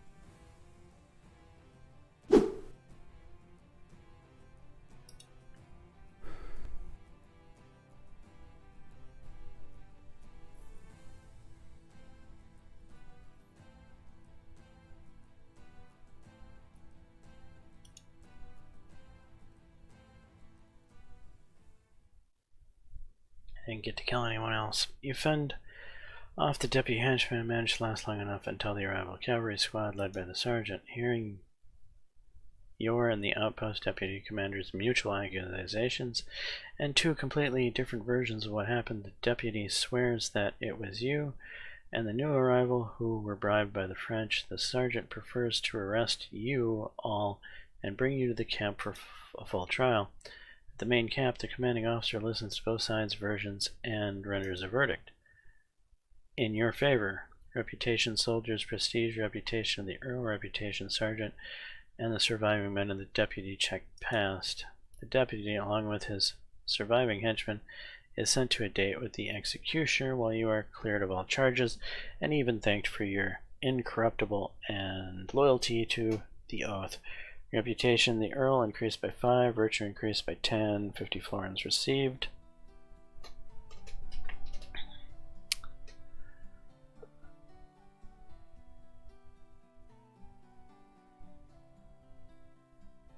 Alright, I'm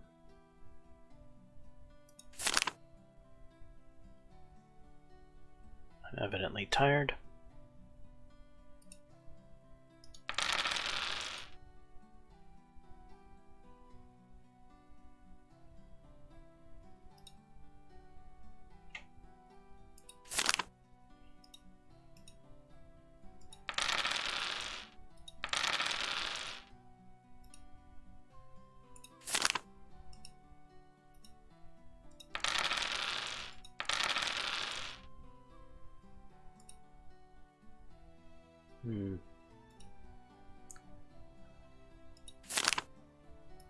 And I travel to the Lambert estate.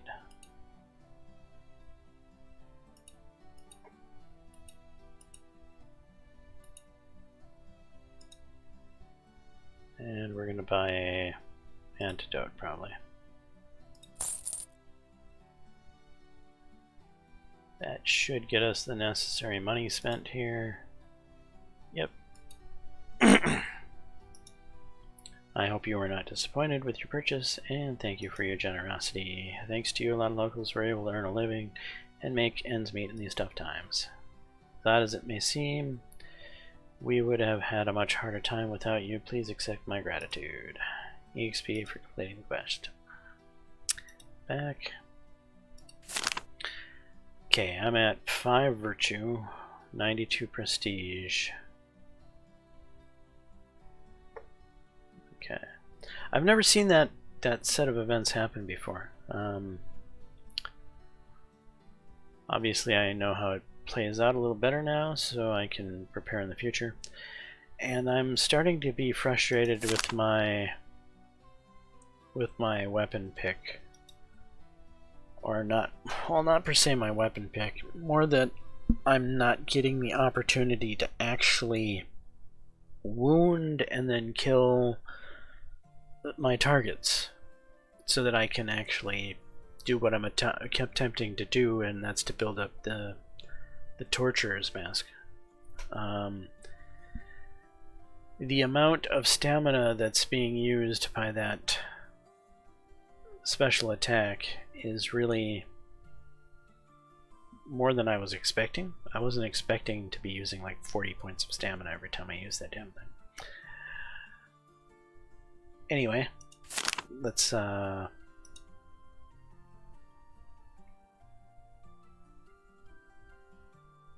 around. Okay. And proceed. Prepare for battle. The appointed hour, the whole camp is set in motion. Your eyes are presented with a great and terrifying spectacle. A volley of a dozen of trebuchets, catapults, unleash relentless avalanche of boulders on the city provide cover for the hordes of soldiers rushing towards the fortress walls. The whistles of arrows, the crash of projectiles, the beat of war drums, the howl of trumpets, and the scream of over 1,000 voices merge into a single deafening cacophony in which you can no longer tell any sounds apart. Being in the thick of the assault, you, mere minutes after the start of the attack, can no longer distinguish separate sounds in this surrounding hum that echoes in your head. An endless rain of arrows and crossbow bolts pours on you from the city walls, only growing stronger and closer you get to the city. Injured and slain comrades are falling beside you left and right, but by some miracle you manage to pass and not be hit by arrows yourself. When you finally get to the city walls, a hail of stones rains on you from above. One of the heavier stones lands directly on Bartholomew's head, barely 2 feet away from you. He falls to the ground as blood trickles down his face. Assisted by several other soldiers, you drag him away. The poor fellow, though still breathing, appears to be unconscious and could fall prey to enemy archers at any moment. If you leave him lying just like that, that would most likely be the death sentence. Luckily for him, Sergeant happens to be nearby and covers the injured with his shield.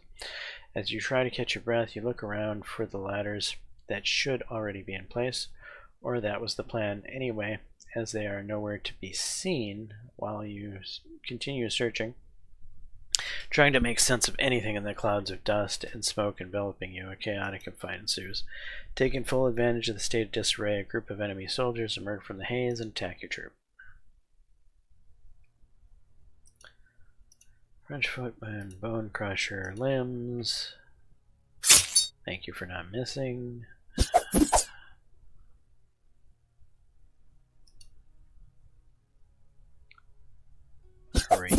I failed in recovery. No. Thanks.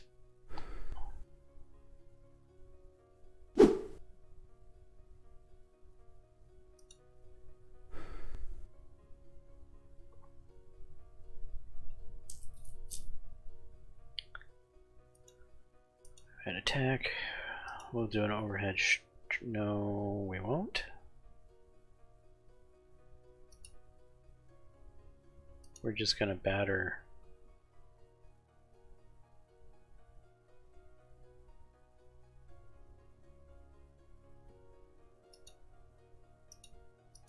Can I use respite? I'm gonna use respite.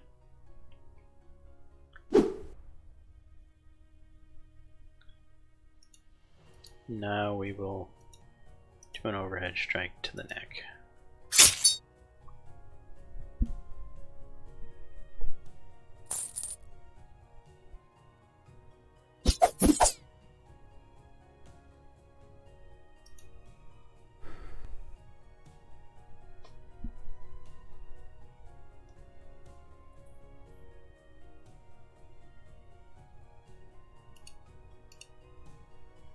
Bone crusher, don't miss. Thank you.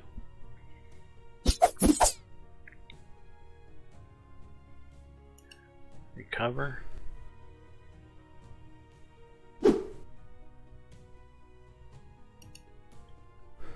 Recover.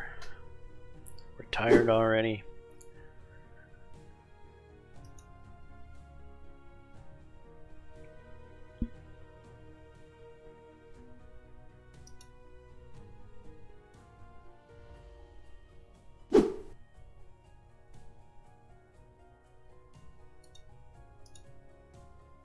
Overhead strike neck.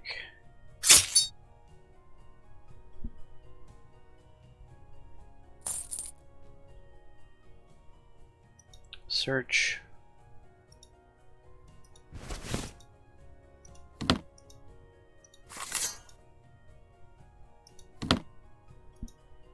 Proceed. The daring sortie of the French fails to push you back from the walls. The attackers could not grind down your troop in time and soon find themselves surrounded by enemy reinforcements who overrun them. You get a short breather.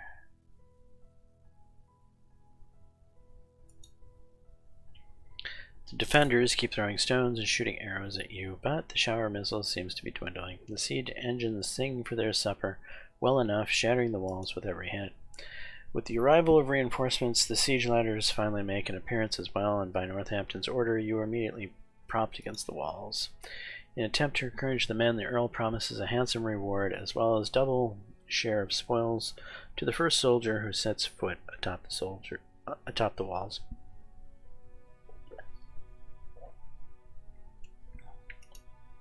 Despite this generous offer, your fellow militiamen seem to have enthusiasm for this idea. We're going to go first, regardless of the risk. Risk be damned, not willing to let the Earl down, you rush forward and lead the charge, climbing one of the ladders. Any thoughts of wealth and glory fade away as more and more heavy stones fall from above. You evade the first projectile, but the next one is well aimed and heads straight towards your face. Without a shield, all you can do is use your hand for cover, which bears the brunt of the blow. Judging by the sudden sharp pain, your hand has been seriously damaged by impact. Still, you manage to stay on the ladder, health decreased by 5. Several of those who followed you are not as fortunate, however, losing their grip from the impact and knocking down other allies in the process. Their screams urge you forward, and a few minutes later you set foot atop the wall. Several enemy soldiers attack you at once, and the only thing you can do now is defend yourself, hoping for reinforcements. Attack. Hardened militia, bone crusher. I don't want to roll the dice on that. Batter? No. Attack experienced militia, bone crusher. He's gonna block it with the shield, right? Yes.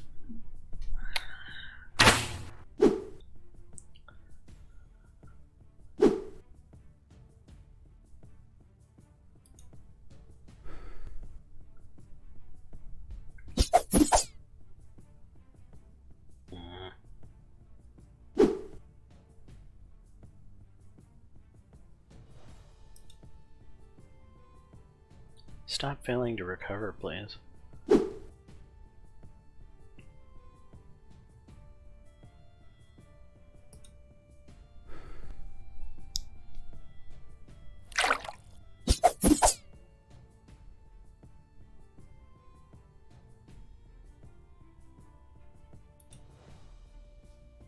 Spite.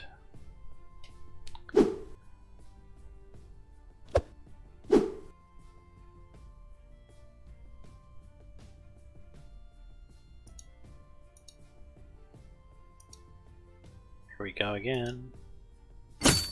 Got him that time.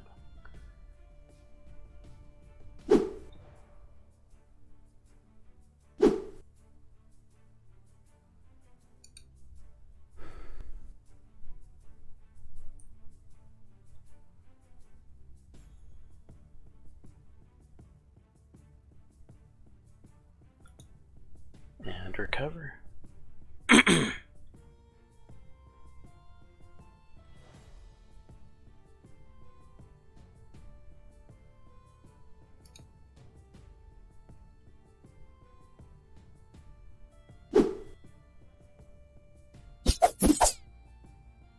Of course.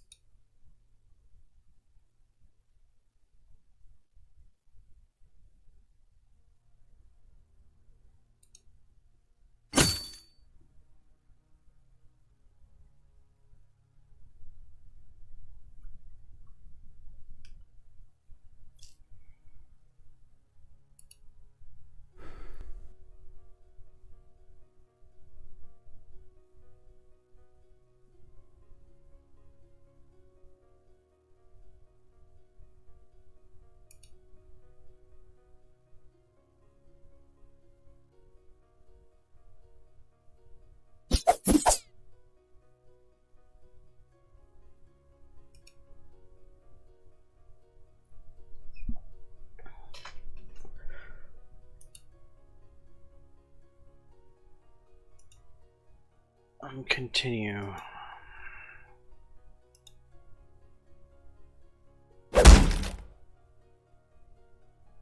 Stunned.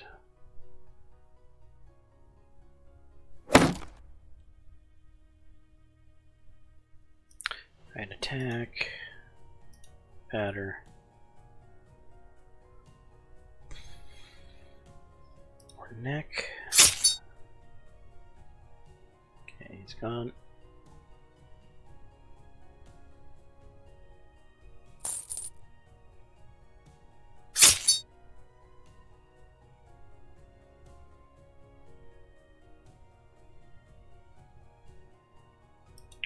Copper.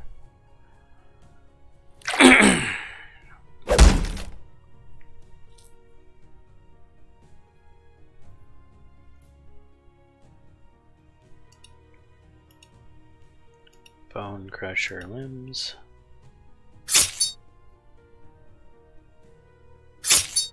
Don't kill my target, please.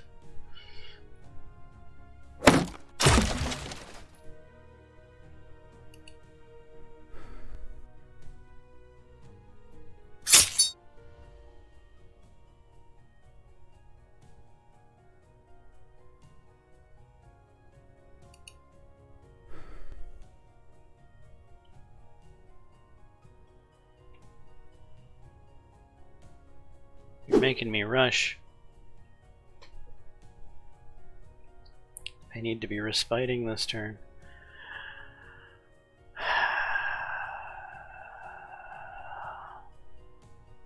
But I need to get the kill.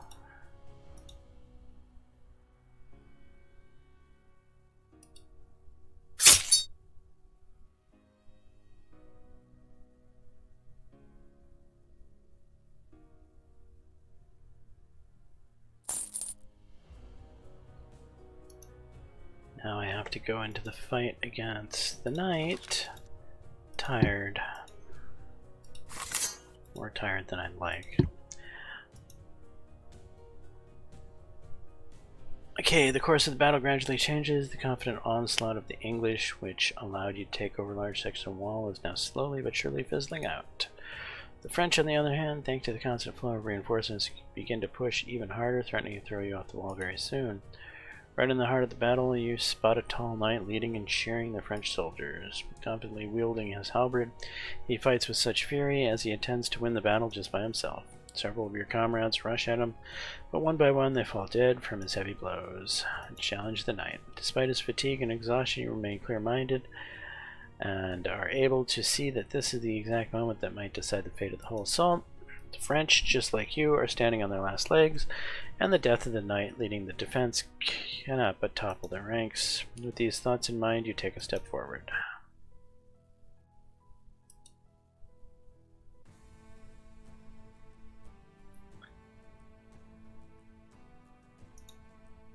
Alright, what are my odds of hitting right now?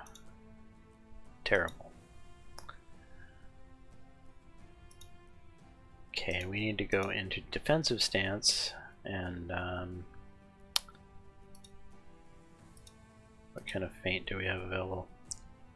We'll do a check feint. We succeeded. Okay, we're gonna recover. Try to hit me again, good. Now we're gonna switch from defensive stance to balanced stance. We're gonna crush his limbs. Deflected by armor, son of a bean. Continue fighting alone.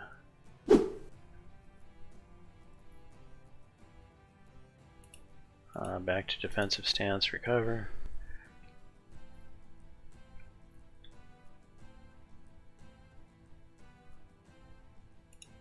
Recover.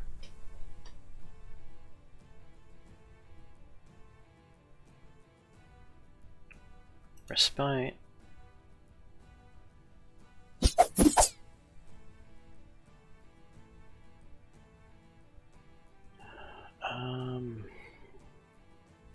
Balanced stance.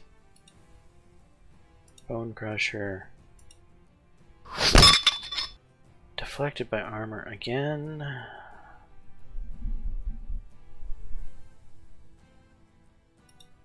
Back to defensive stance, recover.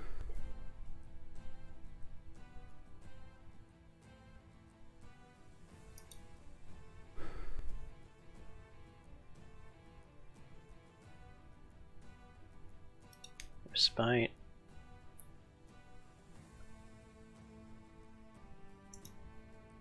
No, I'm not stepping back. This guy's mine.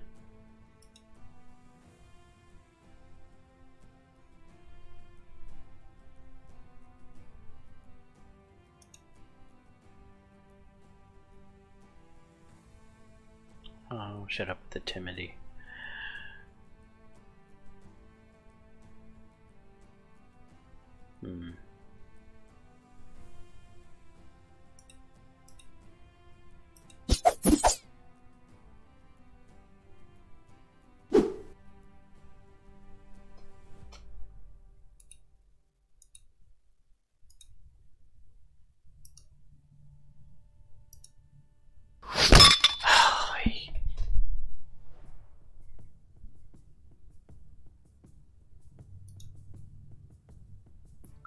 Oh, I didn't go to defensive stance.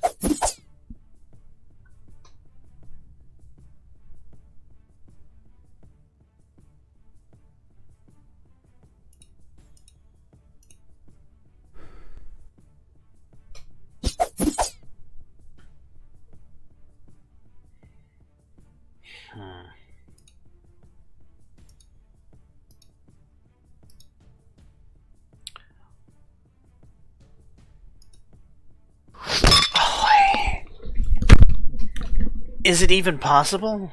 Does 100% armor mean that there's no way I can land this blow? Is that the deal?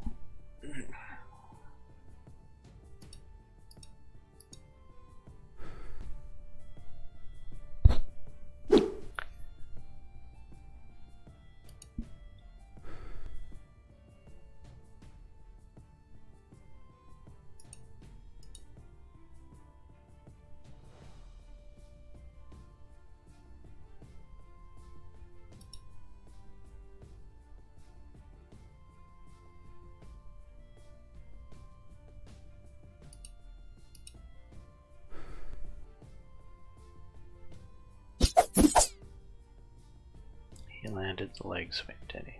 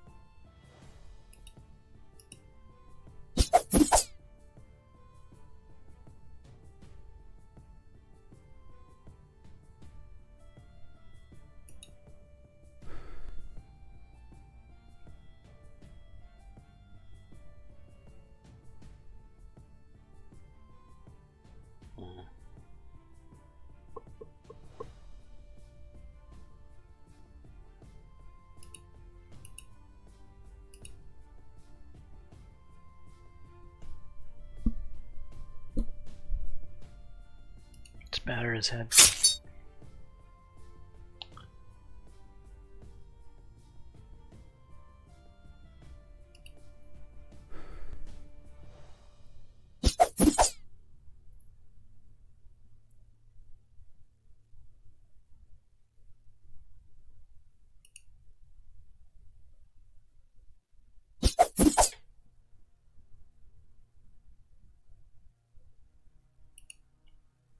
Stance, attack, young knight, overhead strike.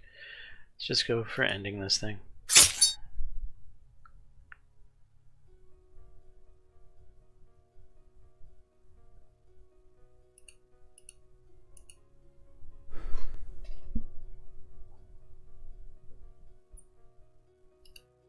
No. Stop it. Go away.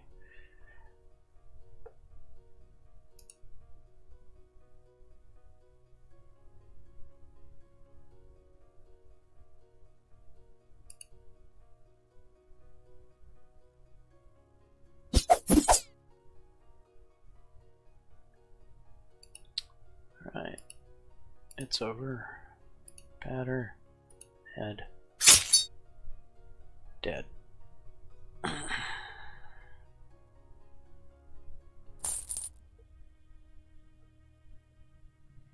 To everyone's surprise, the Frenchman fails to quickly deal with you. Moreover, in the course of the fight, he himself again and again misses the blows, receiving one wound after another. The formidable knight, who until recently seemed invincible, falls dead to roaring jubilation of the English soldiers. Reputation with soldiers increased by 15, with the Earl increased by 5, virtue increased by 10. The equipment of the defeated enemy becomes your reward. Get,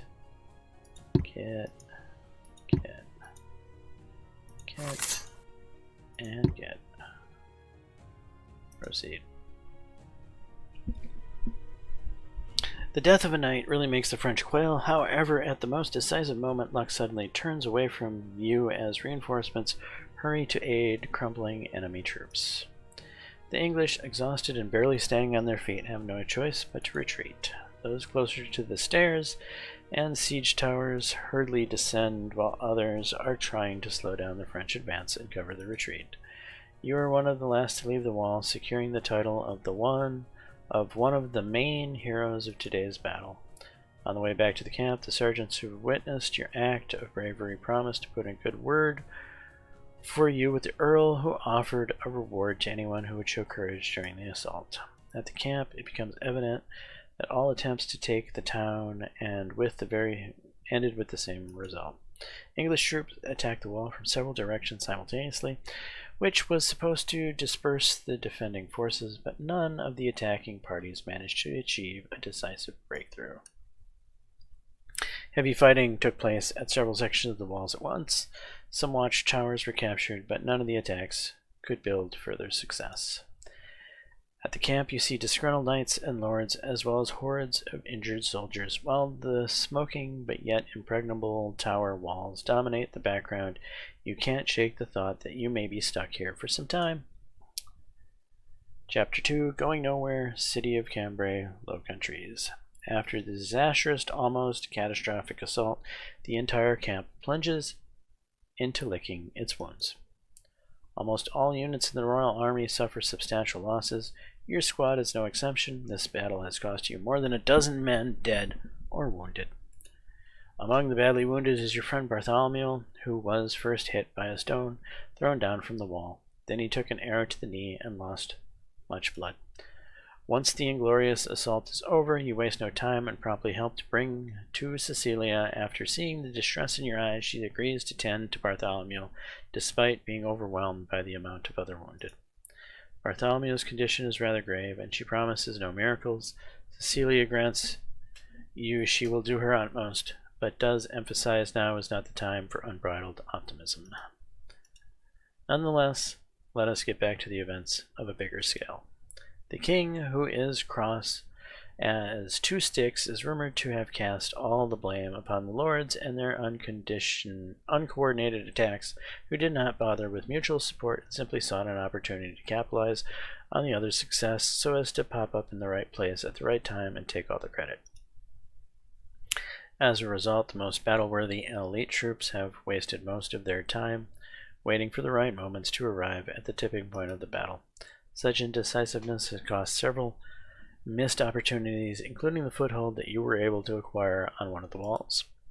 Now the king and his inner circle delve into planning another more elaborate attempt to take Cambrai, leaving nothing to chance and someone's self-will.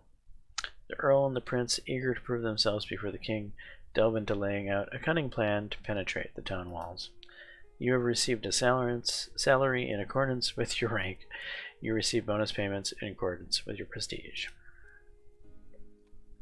Alright, this is where we're going to wrap up this episode.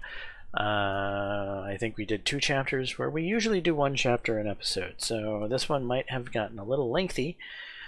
If so, hopefully you enjoyed it anyway. So please smash that like button, consider subscribing, and until the next time all, peace.